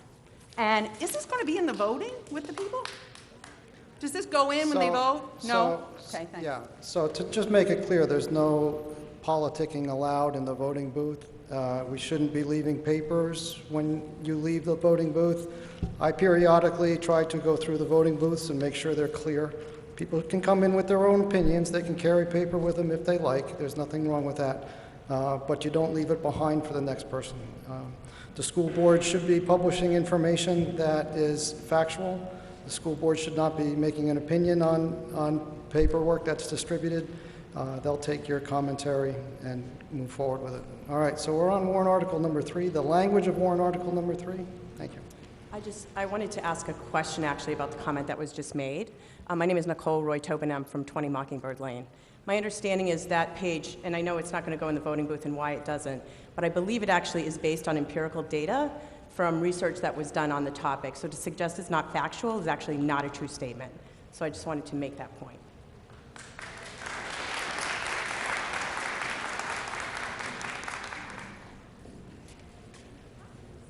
Hi, Roseanne Quarks, Wadley Falls.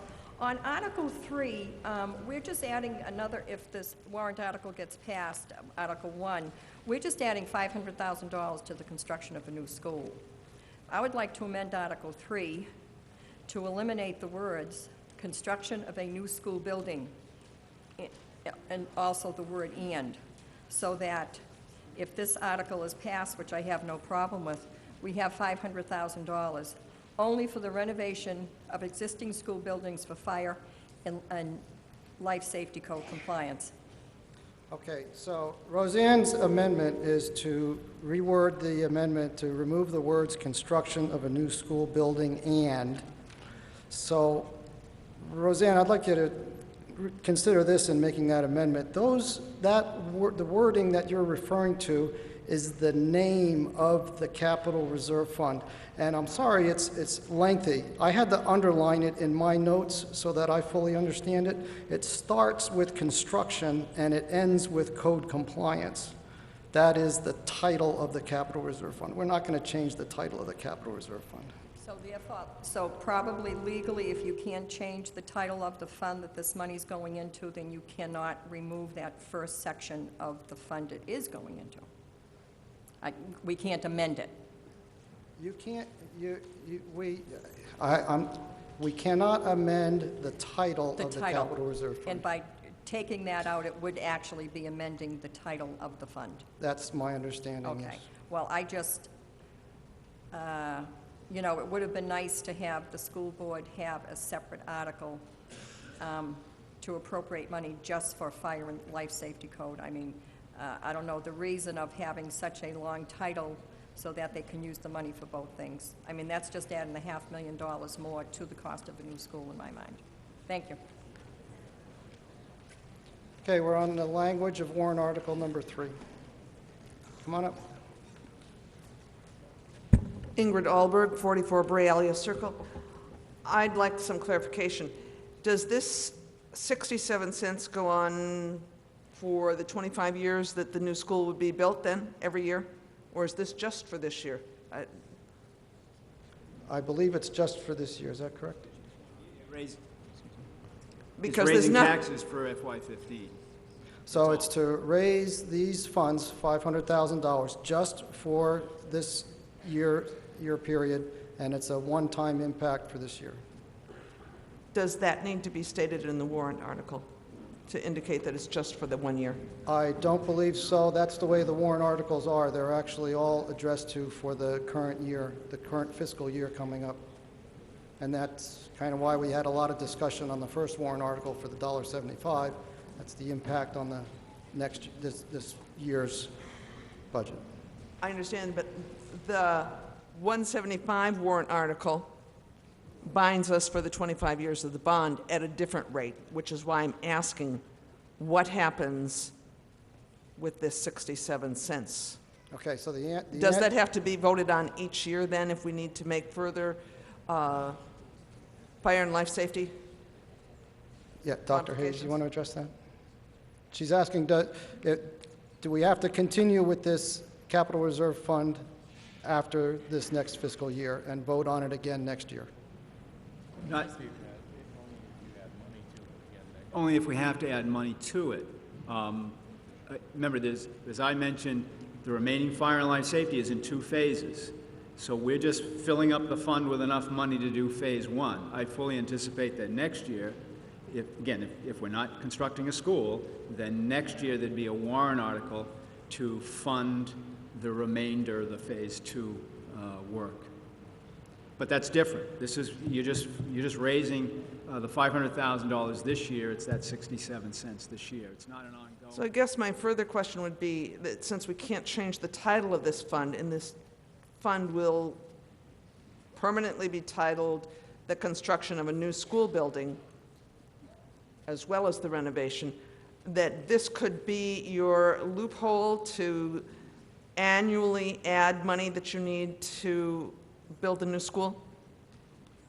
So any appropriations are voted on by the public. So the public would have to appropriate funds to go into this fund. And I believe if we do build a new school, this fund actually gets zeroed out. And I don't know how we end up dissolving the fund, but there would be no need for it in future years.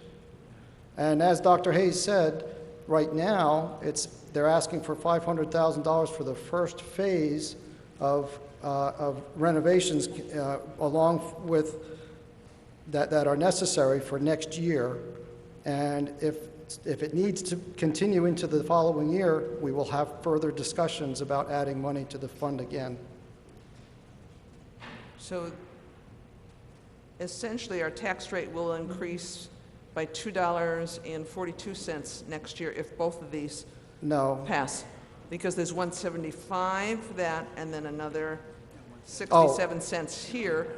And this Article 3 fund, because it's titled the construction of a new school building, could be then used to supplement that construction that was in Article 1 for an extended period of time.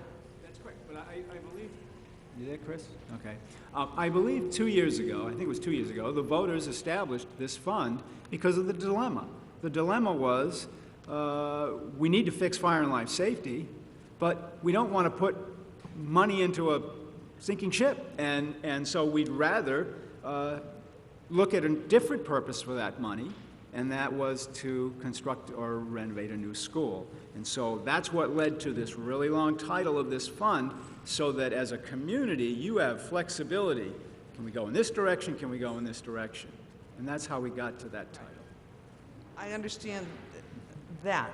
It's just that now it looks like there's flexibility to expand the cost to the community for the new school building. Okay, you're approaching your 5-minute limit. Are you have your questions answered?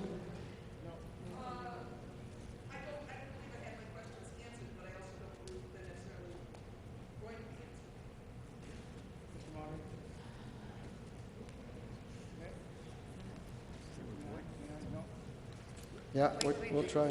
Thank you, Chris. Thank you. Can I just, the last two speakers have asked a question. I think that it could be answered this way. This fund, including the $500,000 that may end up in this fund if it's voted in, do not make a $45 million project $45 million and $5 or $46 million. If they are not used for fire and life safety because we need to, they will defray the cost of what I hope won't be a $45 million project in the first place. So they will not add to it to further expand this. I appreciate your question, and that's not what it's going to be used for. Okay, all right, again, thanks. Please hold your applause. All right. Hi, Amy Boatner, 1 Osprey Lane. Yeah, I think a lot of the people's concern out here is the connection between Article 1 and Article 3.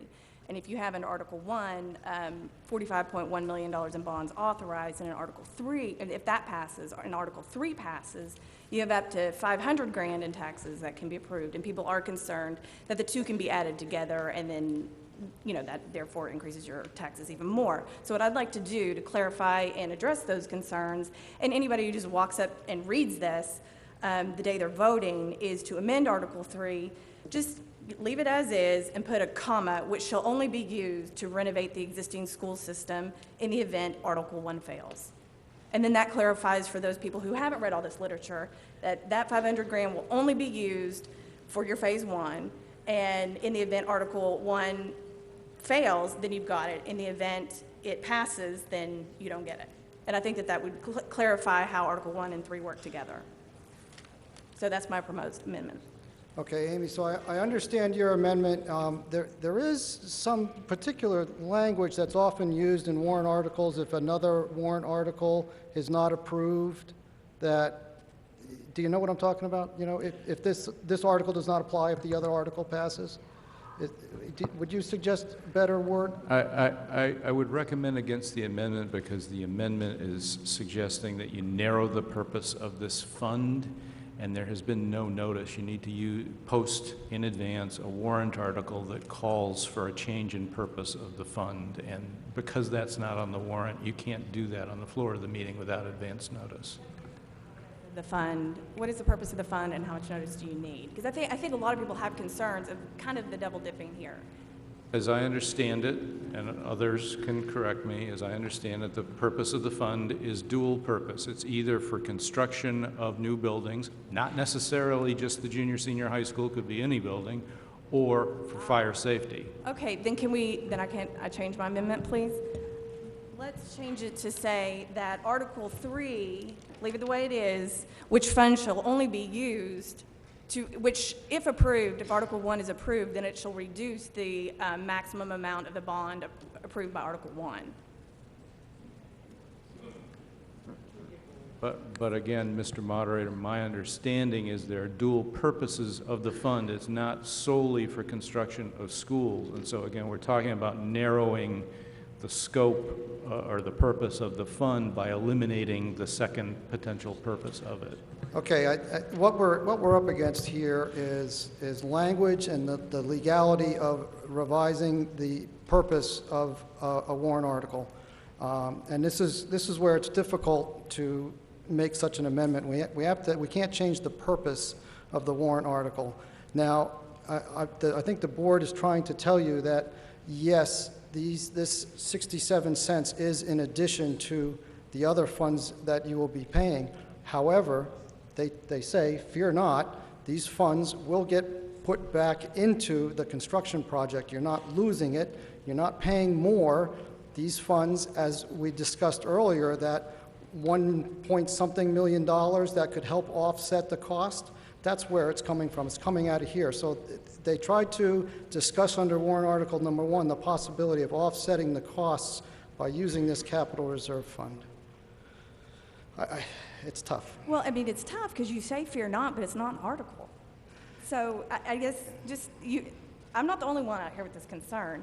And we all know that development costs, you haven't even taken this out to bid, and here under Article 1 and Article 3, you're going to have 4.6 authorized, or 45.6 authorized.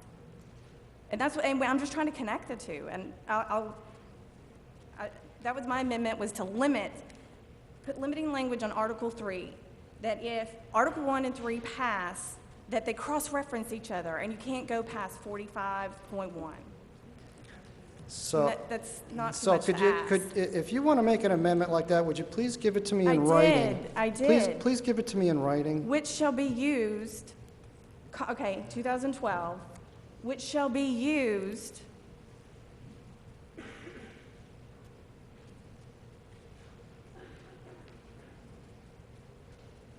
to reduce the maximum bond issuance amount under Article 1 if Article 1 passes. Otherwise, it shall be used in the dual purpose fund. Hold on a second. So, which shall be used to reduce the maximum bond issuance Amount in the event Article 1 passes. Otherwise, it shall be used for the dual purpose fund. to reduce the maximum bond amount of Article number 1 if approved? If approved, If Article 1 is approved. yes. Otherwise, it shall be approved and used for the dual purpose fund in the event Article 1 fails. Just make them work together. Otherwise, it will be used for, The dual purpose fund. I'm just, will be used within the dual purpose yeah, fund? and it's fund and its purposes. Thank you. Okay, so hold on just a sec. So we have an amendment on the floor to add at the end of the language, at the end of the article, to read as follows. If Article 1 is approved, if I'm correct, now correct me if I'm wrong. If Article 1 is approved, this shall, I don't have it. Try it again, what do you? If Article 1 is approved, it shall be used to reduce the maximum authorized amount of the bonds. I got it. Okay. If Article 1 is approved, it shall be used to reduce the maximum bond amount of Article 1 if Article 1 is approved. Otherwise, it will be used within the dual purpose fund. Yes, thank you. Okay. Do I have a second on the offered amendment? By who? Okay. Okay, so bear with me for a moment. Legal counsel has a few words for me. This is going to screw up the bond. If you're going to go forward with this, because you've already closed restricted reconsideration of the bond, and this is talking about reducing. At the least, if this goes forward, you need to change this word to offset. Okay. At the least. Okay. Yeah, all right. So, ladies and gentlemen, please, we'd like to get through this business meeting. All right. Kelly, we're in a discussion period. I'm glad you came back. I want to ask. Sir, I was going to say, maybe an easier way to say it is just to add a sentence, if Article 1 passes, Article 3 does not apply. Maybe that's an easier way. Yeah. Please, everybody, please stay focused. Come on. Chris, Yeah, I'm going to have to yell to you, I guess. That's okay. I want to make sure, well, you made a comment that you're concerned that the amount in Article 1 would then be increased by this amount. No, that wasn't my concern is if you have Article 1, you've got an authorized $45.1 million bond issuance. We can't go more than 45. Correct, but Article 3, you get a 500. So you get two pieces from two different revenue streams. But they're for two separate issues. Well, my point is if you're getting a new school, you've got $45 million to go get a new school. If you don't get a new school, you got $500 million or $500,000 to go do phase 1. But that money, if it were to go to the new school, would only go to help reduce the tax rate. Right, but it doesn't say it. It doesn't. It's not in the article. It's implied in the trust fund when it was created several years ago. Is it in the text? We talked about this. We had a deliberative session. People agreed on this trust fund. And it was voted on. But it's not connected that it does go to reduce the maximum bond amount. The two articles aren't connected with language. Well, they're not. I don't know, can they legally be connected? Well, it's a difficult connection, and that's what council was trying to say to me. It's a very difficult connection to make because we did close the discussion on which is warrant why article number I one want to for go that dollar amount. And that's fine. But Article 3 is a different revenue stream, and it's a different tax. Yeah. And so the thing is if my point is when people go in and vote, they vote yes for Article 1, yes for Article 2, yes for Article 3. You now have $500,000 authorized for a dual purpose fund, but yet you also have authorization to go get a $45.1 million bond. So you've got two items there that are not mutually exclusive, and they should be. It's implied in the trust fund name, though, that's what it's there for. It's a dual purpose. It's not, because it says construction of a new school and renovation. It's not or. Or existing school buildings for fire and life safety code compliance. That's the rest of the name of that fund. It's all one name. Yeah, the language does read and, not or, but that is the purpose of the fund. It's a dual purpose fund. Do you happen to know, is there text within the trust document itself that speaks to this? I mean, I'm not the only one with this concern out here. I'm sure you're not. It was a motion, I believe. It's in a motion somewhere. I mean, that's where the text lives, I imagine. Well, a motion and a resolution are two different things. A motion. Anyway, I'm done with the floor. I've voiced my concern. Okay, all right. So we have an amendment on the floor with a second. I need to stay focused on the amendment. Please. Okay. I'd like to ask one question to Dr. Hayes. If the Article 1 and Article 3 pass, is this $500,000 going to be used to, is going to be added to the construction of a new school? Yes or no? Yes or no? I don't want any other answers. No, it's not added. It's not added on top of the 45 million. It's stated as such in this article. It says to be added to construct a new school. Okay, yeah. That's what it says.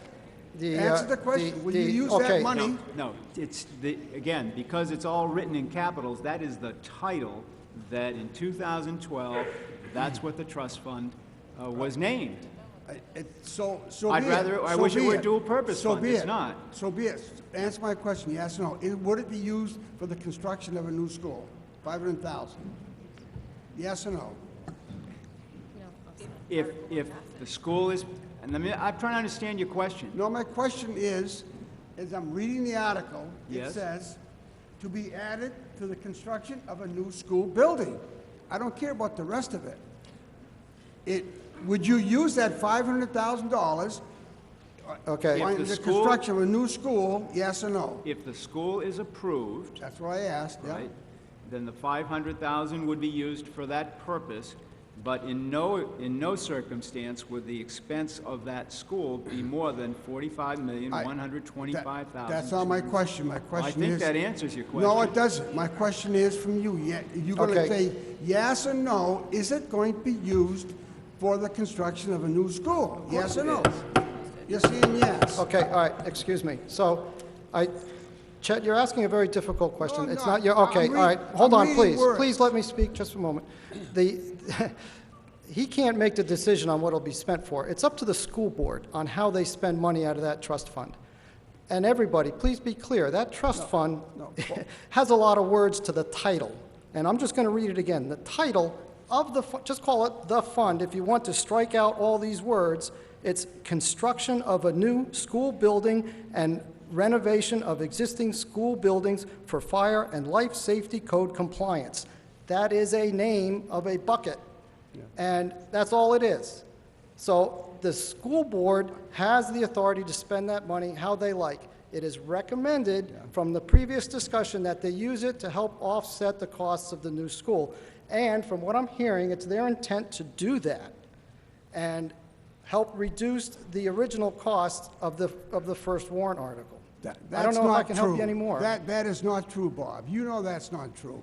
This money can be used in constructing a new school. Yes, it can. Okay, it can that's be all I used want for to the know. stuff. But you have to listen to what the school board's telling you. Quit talking around circles here and answer my question, and it would have been. Okay. And the answer is yes. Okay, so, ladies and gentlemen, I know we got a line of people. I have to try to get people satisfied. They've got a time limit. We'll try to get through this. Please, one at a time. Is there an urgency here? Okay. All right, can you yield the floor for a moment? It's about the kids and babysitting. Okay. What's the question about the children? I just talked to one of the teachers, and they're out of snacks. They have lunch that's available for the kids, but none of the kids have any money to buy their lunches. So if anybody wants to go give them money so they can buy them. Okay, so what was stated is that, nope, that's fine. Again, we can continue this if we want, but the children need money to pay for some food. They are all out of snacks at this time. So those parents, I'll put this meeting on hold for just a couple of moments, and let's help. If you've got children in daycare and they want to eat, they're going to need some cash.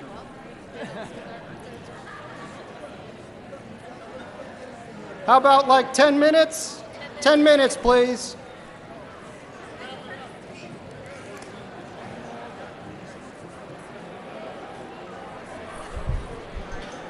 I'm sorry.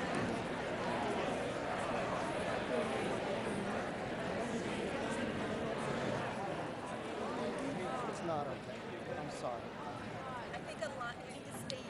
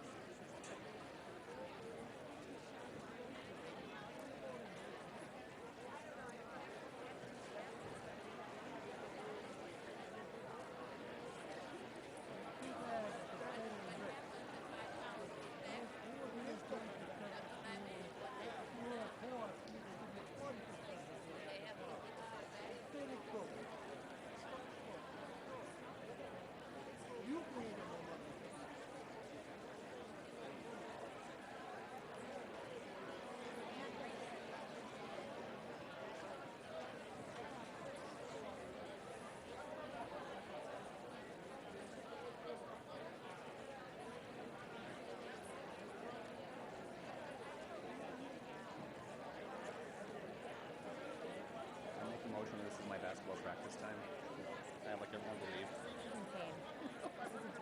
you expect anything different? It's a joke. Certain people are being able to speak uninterrupted. Okay. What was Jill talking about? No, I'm not sure. Sharon, like, is that like helpful or? I guess I shouldn't talk in front of a microphone. Learned my lesson the hard way. Come on, Chair 13. Earn your rights. Oh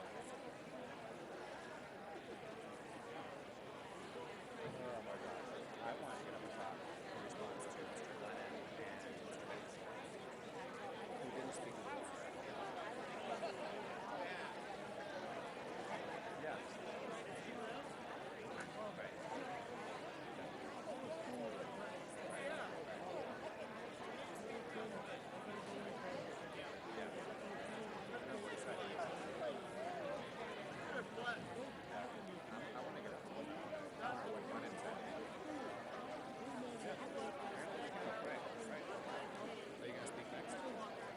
Well, there was a lady that I said would go in front of me, but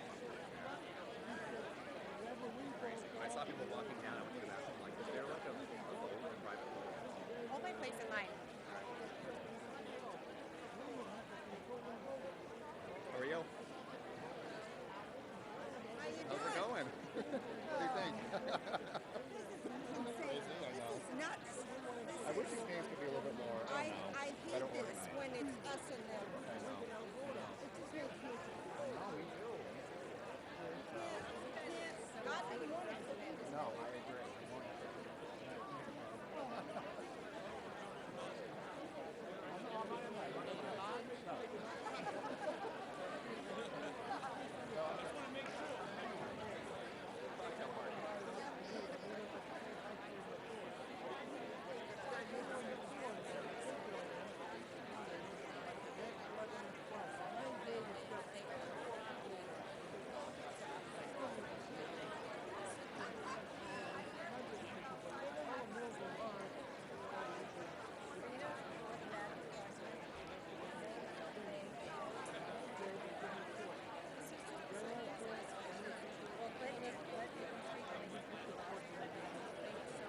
I'm speaking. I've been waiting there forever. People have been jumping in front of me, taking their 6 minutes. I am.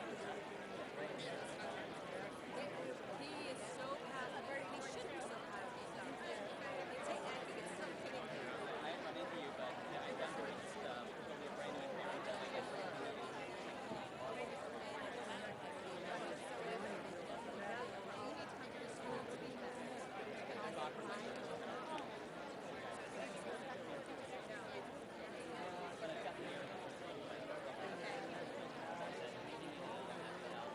I've got a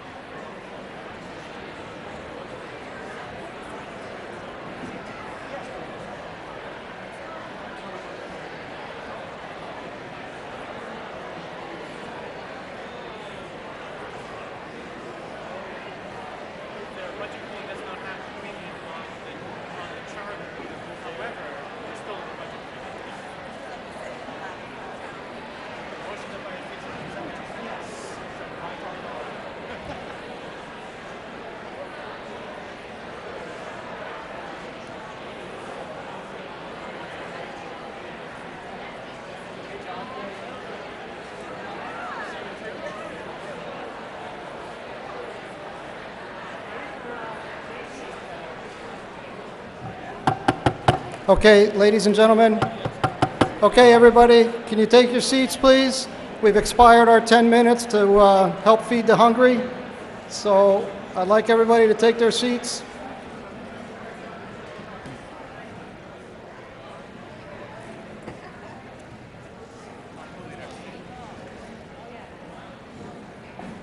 Okay, so hopefully everything's taken care of over in the library. And if everybody could just get to their seats, we'd like to get going again.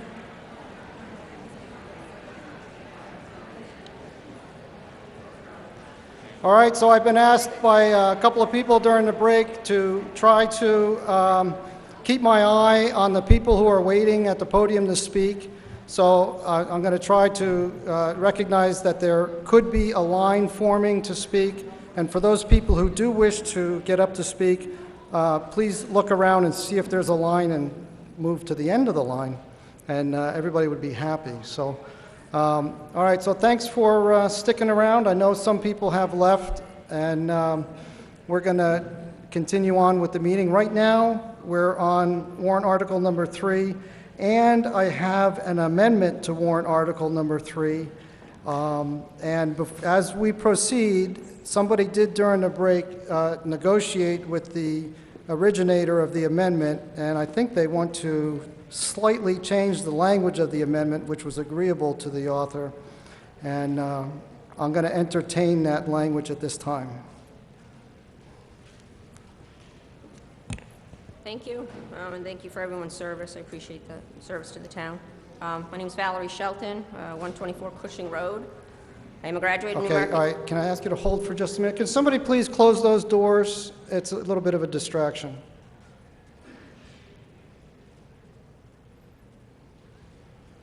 It's just better if everybody stays quiet. All right, I'm sorry, go ahead. Okay, again, Valerie Shelton, 124 Cushing Road, 1978 graduate of Newmarket High.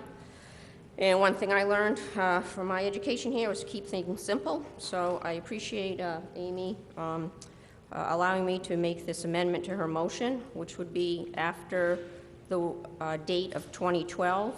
The amendment would read, comma, should Article 1 fail to pass. And the remaining wording stays the same. Correct.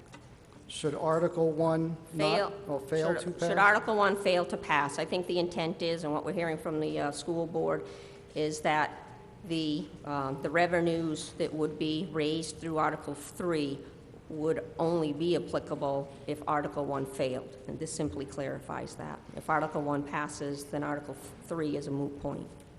Okay, so I just have I don't think the language quite works out right, because it would read as follows: should Article 1 fail to pass if Article 1 is approved? No. Because the current article reads, to see if the school district will vote to raise and appropriate the sum of $500,000 to be added to the construction of a new school building and renovation of existing school building for fire and life safety code compliance capital reserve fund established in 2012, comma, should Article 1 fail to pass. So this article will only apply, if you vote yes for this, it's only going to apply if Article 1 fails. Is it the intent of you and the original author to strike the remaining language that she offered? Yes. Okay, okay. So I'll put a line through all of what she previously stated, and it's very simple then, Correct. right? So the amendment to the warrant article is to insert a few words at the end of the sentence where it talks about established in 2012, comma, should Article 1 fail to pass. Is that correct? Correct. And Mr. Heckscher, you had seconded that original motion. Do you agree with the language of the next one? Yeah, so Charlie still accepts the language of that amendment. All right. So we have an amendment on the floor, and we have a second. So we're discussing the amendment. The amendment reads that after the established in 2012, should Article 1 fail to pass. Any discussion on the offered amendment? Amy Hill, 52 Lady Slipper Drive. I actually have a few things to say. I will take as much of my 5 minutes as I need. I do not support the amendment. I feel that we are playing with semantics here that in the end, despite our best efforts, are probably going to tie the hands of the people who are trying to make the best decisions for us. That being said, I also would like to say that I am disheartened by this meeting, by the tone people have taken, by the way some people have treated each other. We are all adults. We are all entitled to our beliefs and our opinions.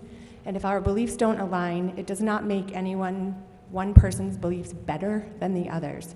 We need to do a better job of respecting that each one of us is able to make the best decision for ourselves and our families. That's all anyone in this room is trying to do, and I think we need to remember that.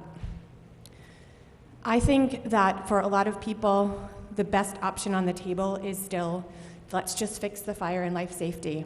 I'm not going to show you pictures of my kids, talk about needing a coat in the school. I'm going to talk about one thing, and that is space.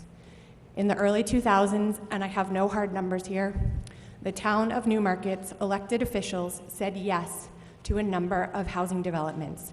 Lady Slipper Drive, Harvest Way, Fox Hollow, Hilton Drive, Stonewall, Madison. Those were all 3- and 4-bedroom homes. The people who bought those homes were people who had kids or were planning on having kids. It should come as a surprise to no one that our population has now exploded. When those developments were up, that was the time to say no. No, we don't have room in our school to educate the kids that might move into these homes. No, we don't want to take on the cost that all of this added population is going to do. That didn't happen. The town of Newmarket said yes. Yes. In my opinion, that is a contract to provide services for the people who bought those homes. It's time to pay up. It was not a deal made with the devil. We are real people who have lived in Newmarket for 10, 12, 11, I don't know how many years. This is our town too. We are Newmarket too, and we deserve to have classrooms that are able to fit our children. Now is not the time to say no. I don't want to pay the taxes, and my heart breaks for the fact that there are people who cannot pay those taxes. But the town of Newmarket said yes, come and live here. We want you, and we will take care of you. And now it is time to take care of us. Fixing the fire and life safety means that my daughter is going to be in a classroom of 30+ students because there is nowhere to put her. Fixing the fire and life safety does not give the hundreds of students who are coming up into this building a place to sit, a place to learn. If my daughter was one of 15 students in a classroom, I could probably survive with her wearing a winter coat and having no technology. But when she is one of 30 students in a classroom, that winter coat and inadequate technology is no longer acceptable. I do not think that anyone in this room is anti-child or anti-school. I will say it again. Everyone in this room is making the best decisions they can. But Newmarket, you welcomed us in. You did not write a check that you had no intention of being able to cover. You said yes to us. Now please take care of us. We are Newmarket too. Thank you.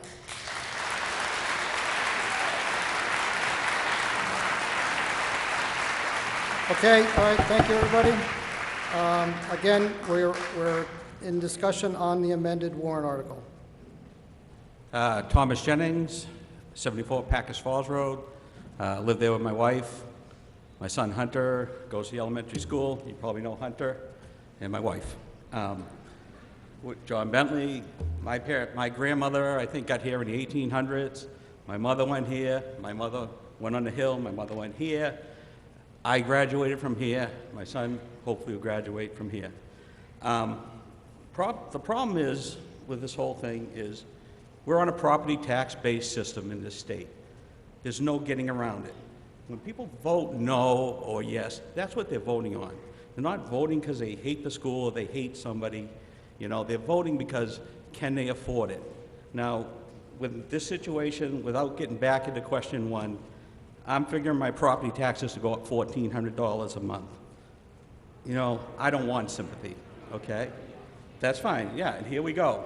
You just talked about respect. This is why you got the problem. So, all right, let's get into it. On the fact sheet, there's a thing here that says, did we, a supermajority, when we voted to purchase the Carpenter property, the vote on the warrant article was in 2012 was 1477 yes, 720 no. That means 67.2 of those voted supported the purchase of the land for a new school. The amendment said options, okay? Clearly options. We didn't vote on a new school. Every time we voted on a new school, the answer was no.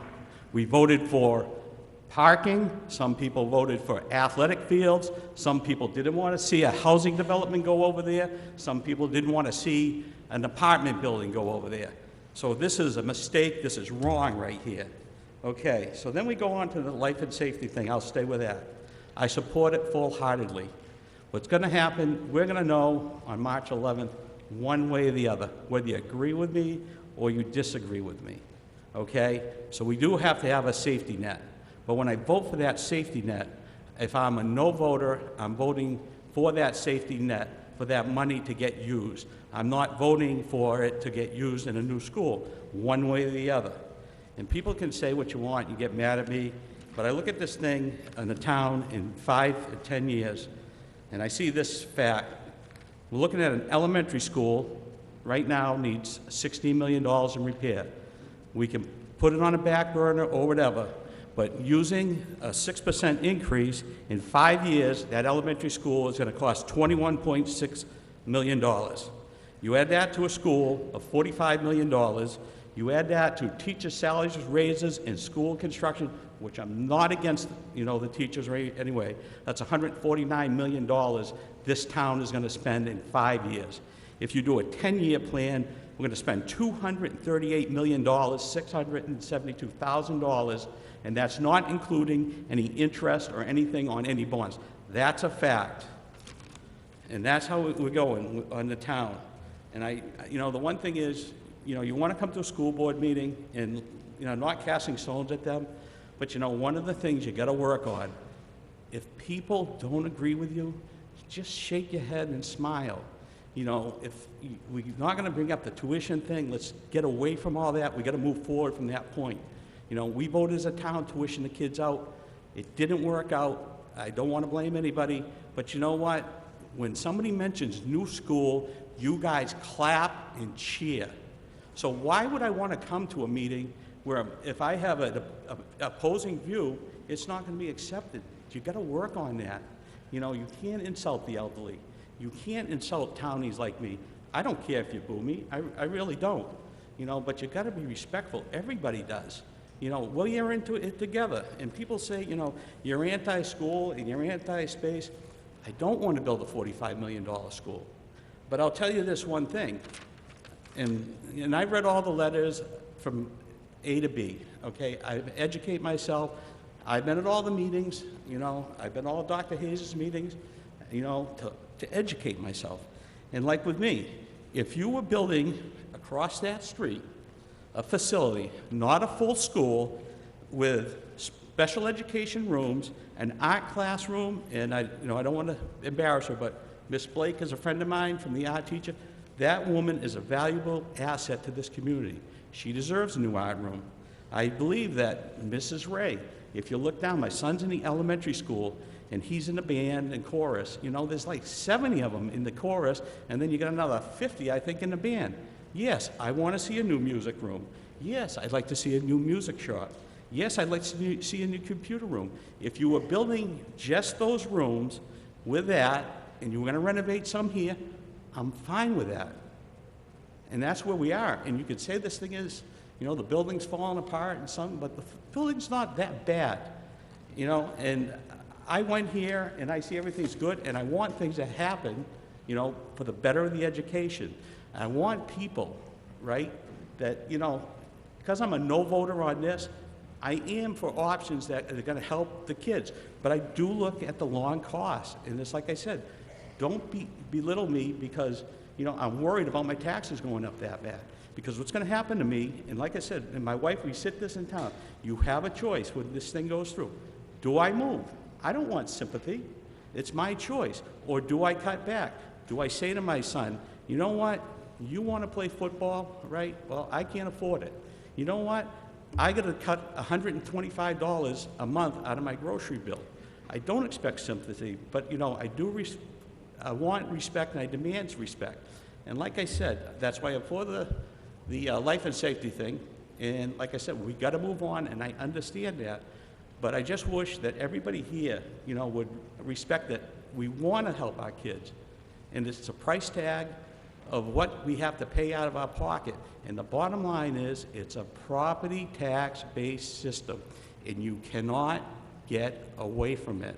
Thank you.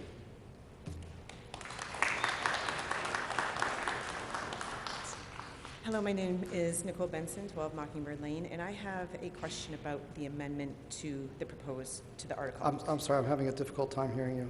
I have a question to the amendment on Article 3.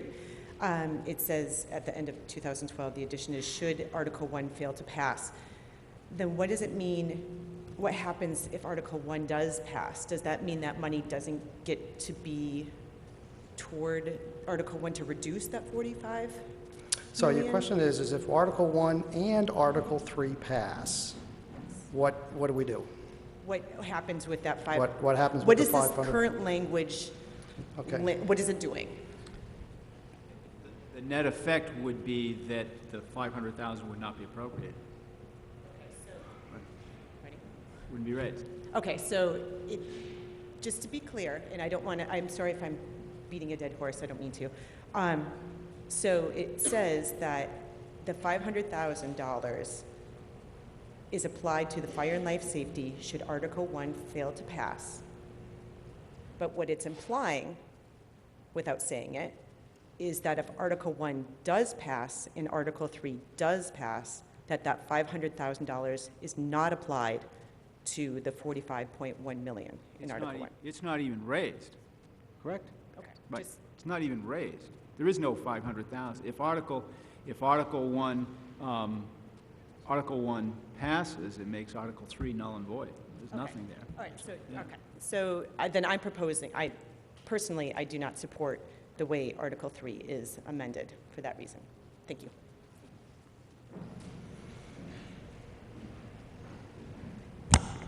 Steve Reynolds, 12 Lamprey Street.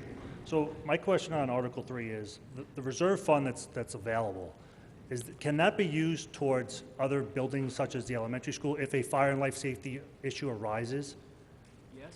Yes? Yes, So I or think- if there were a need to do construction there. Right, so I think that's kind of the point I want to make, is that we need to be reminded that there is another school, and if there is another fire and life safety issue that does develop, we may not have the funds available if this is not appropriated, correct?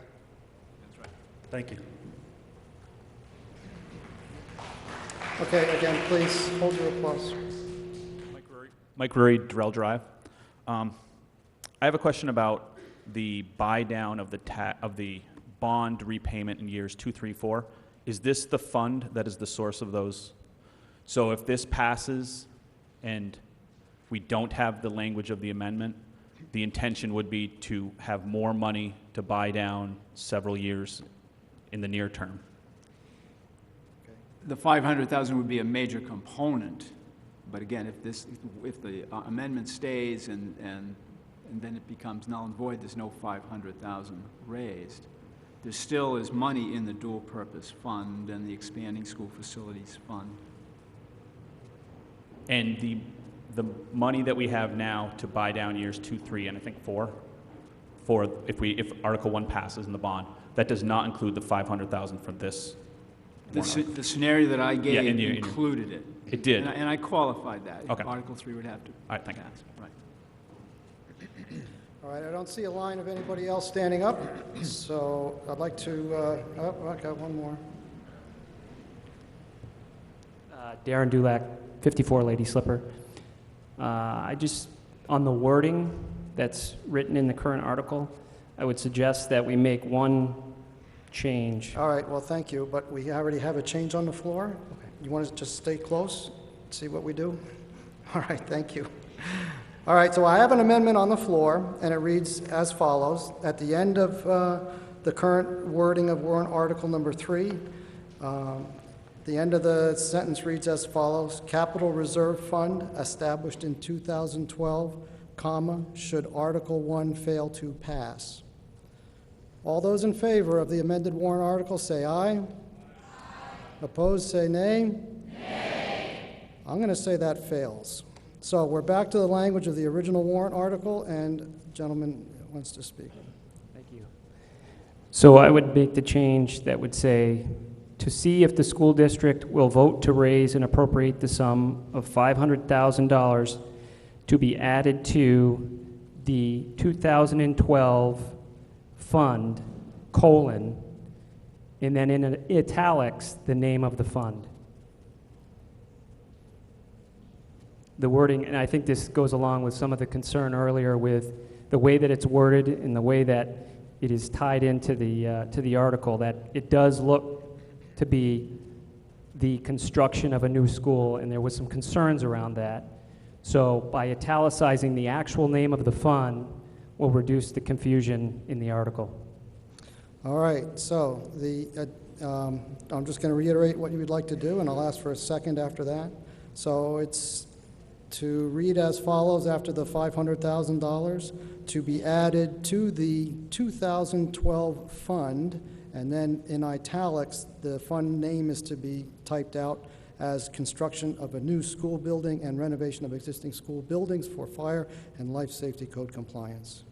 If I got that right, could I have a second? Second by who? Yellow name, please.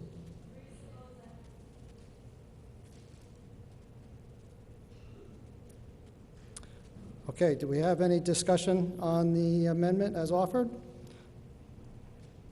All right, I'm going to call to vote. So we're going to vote on an amendment to the warrant article to read as follows, and I'm just going to start from the top.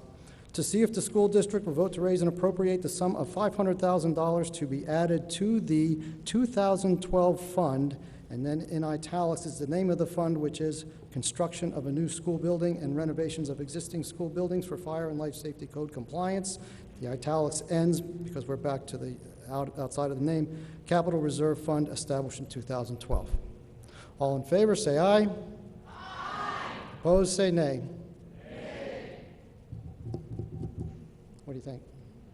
It's kind of a tie, huh? Pretty close? I'm going to ask for a show of hands. We got some counters, please? Who's going to, do we have some counters? I had volunteers for counters earlier. Come on up. Why don't we try to divide this up a little bit? Take a section and come out here and stand in front of the section. Let Martha have the first section. So kind of divide it up. Let's see. All right, so. All right. You're ready? You're ready? Everybody's ready? All right. So we have an amendment on the floor. All those in favor of the amendment, please raise your hand, one hand.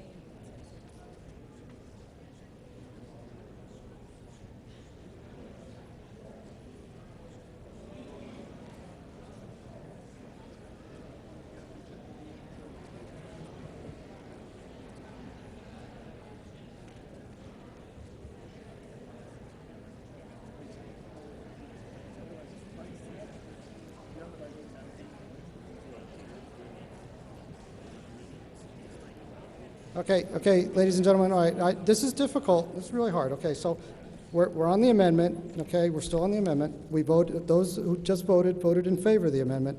The next vote is if you are opposed to the amendment, please raise your hand.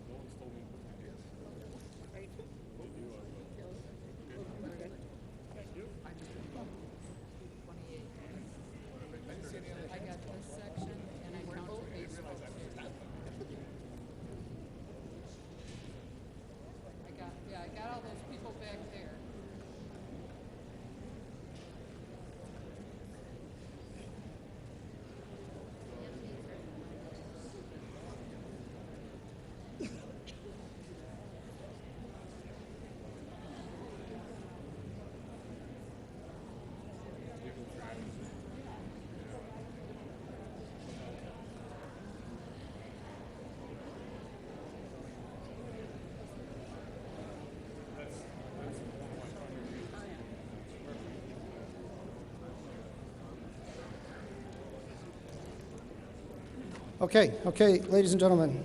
All right, are we together now? Come on. All right, so we tried to do our best at counting hands here, and somebody's got some really loud voices out there because the yeses clearly have it on this one. We got about 121 to 69 opposed. So I'm going to declare that the amendment passes, and the wording is amended to add that language, 2012 fund, and to italicize the name of the reserve fund. Okay. We are on warrant article number 3, and if there are no other changes to warrant article number 3, we're going to move on. Warrant article number 3 is closed. Warrant article number 4. To see if the school district will vote to authorize indefinitely until rescinded to retain year-end unassigned general funds in the amount not to exceed any fiscal year 2.5% of the current fiscal year's net assessment in accordance with RSA 198 4B2. Such fund balance retained may only be used to reduce the tax rate or for emergencies to be approved by the Department of Education under RSA 3211. Recommended by the school board 5-0 and not recommended by the budget committee 5-6. The estimated tax impact of this warrant article is 0. Dr. Hayes, would you like to say a few things? I would. A recent new state law allows school districts to do what towns do, what certainly the town of Newmarket does, and that is to create a reserve fund and fund it through surplus amounts that are available at the end of each year. The fund is capped, though, that at 2.5% of the prior year's net assessment. So for us, and I won't go through the math, it would mean that the most that could be retained would be $323,036. So the year ends, if there's funds available, and this certainly doesn't look like the year, but if there's funds available, then the school board and others would have the ability to place some of those funds into this, some of those monies into this particular fund balance account. And it can only be used, once it's in there, it can only be used for two purposes.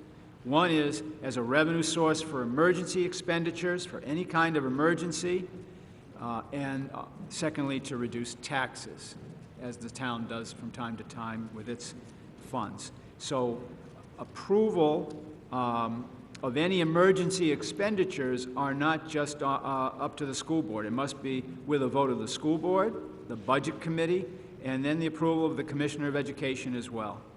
And each year, the unassigned fund balance can change, and so we have to calculate it every year and then manage that account so that we never have more than 2.5% in that account.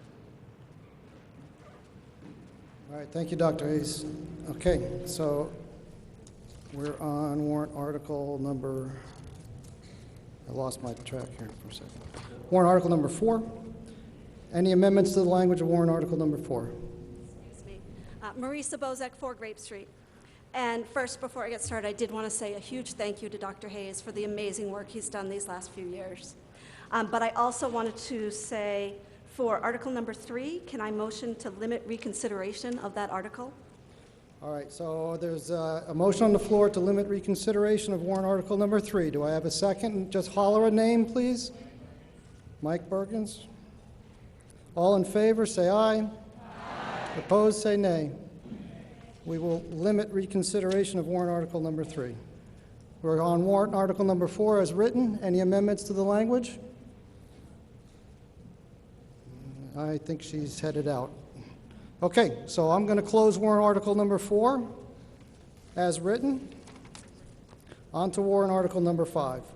To see if the school district will vote to raise and appropriate 1/4, 25% of any June 30th, 2014 fund balance surplus up to $50,000 to be added to the repair and maintenance of school facilities expendable trust fund established in 2004 under the provisions of RSA 198:20C for the purpose of repairs and maintenance of school facilities.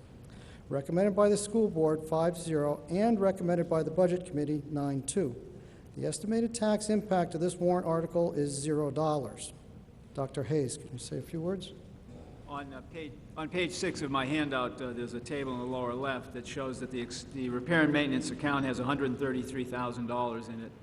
And we are headed on a path, we meaning the school board, to use almost all of that money. I'm not sure exactly how much, but certainly close to that amount, to make improvements to the heat system at the elementary school this summer, changing the system of controls and the other equipment that would be part of that. And I'm certain it's $100,000 and likely more than that. So it would really deplete that fund. This particular warrant article takes any surplus at the end of this year that we have, takes 25% of that, and puts that into the repair and maintenance fund.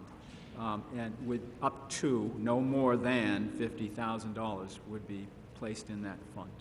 It's kind of language, kind of article that we've had over the number of years since it was formed, and so it would be a help because we expect that account to be depleted. All right, thank you, Dr. Hayes. Does anybody want to offer any amendments to warrant article number 5?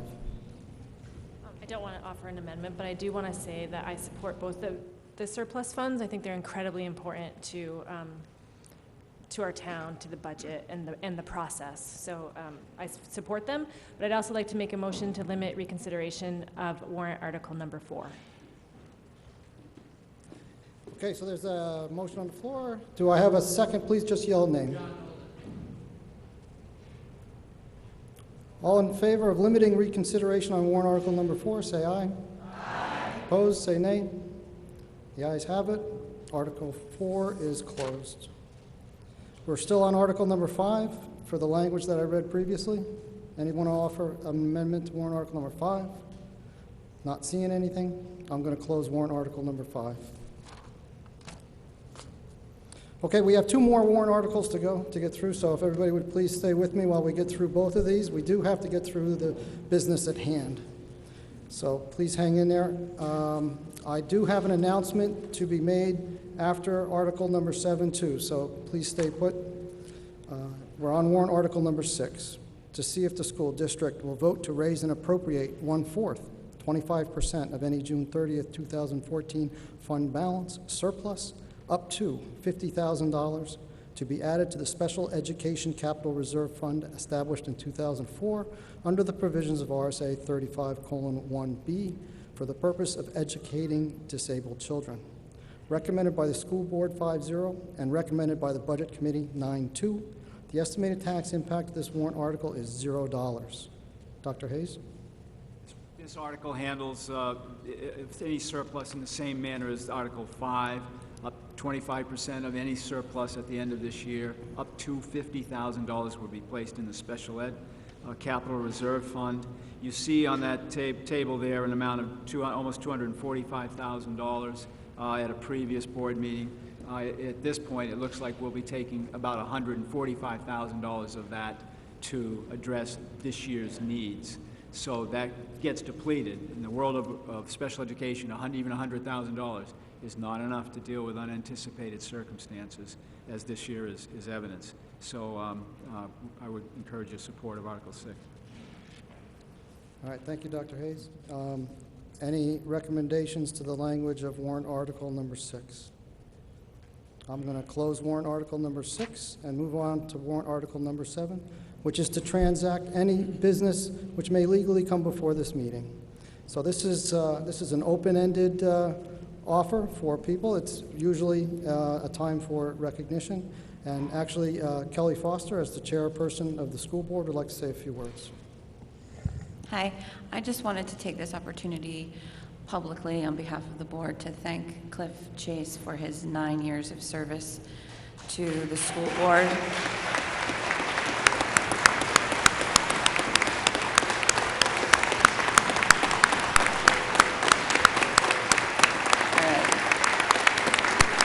Thank you very much.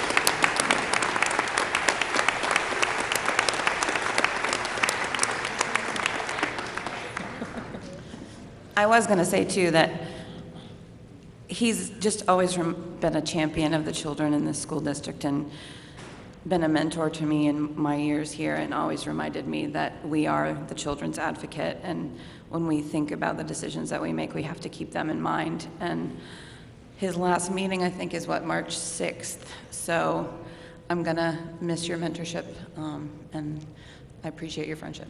Well, thank you. Thanks for your kind words. Okay, I just have a couple of more things to say if we're all set. So the few things I have to say is please remember to turn your cell phones back on if you turned them off. Again, please walk safely on the bleachers.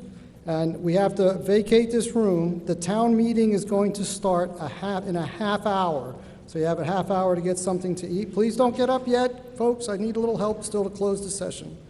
So let me make sure I got everything. Okay, half hour, and thank you very much, everybody. We really got through it pretty good. We ended up at 11 minutes after 1. At this time, I need 2 people to yell out their names. I need somebody to make a motion to, and I need a second. And all in favor, say aye. Aye. Anybody opposed? Yeas have it. We'll see everybody in a half hour for the town meeting.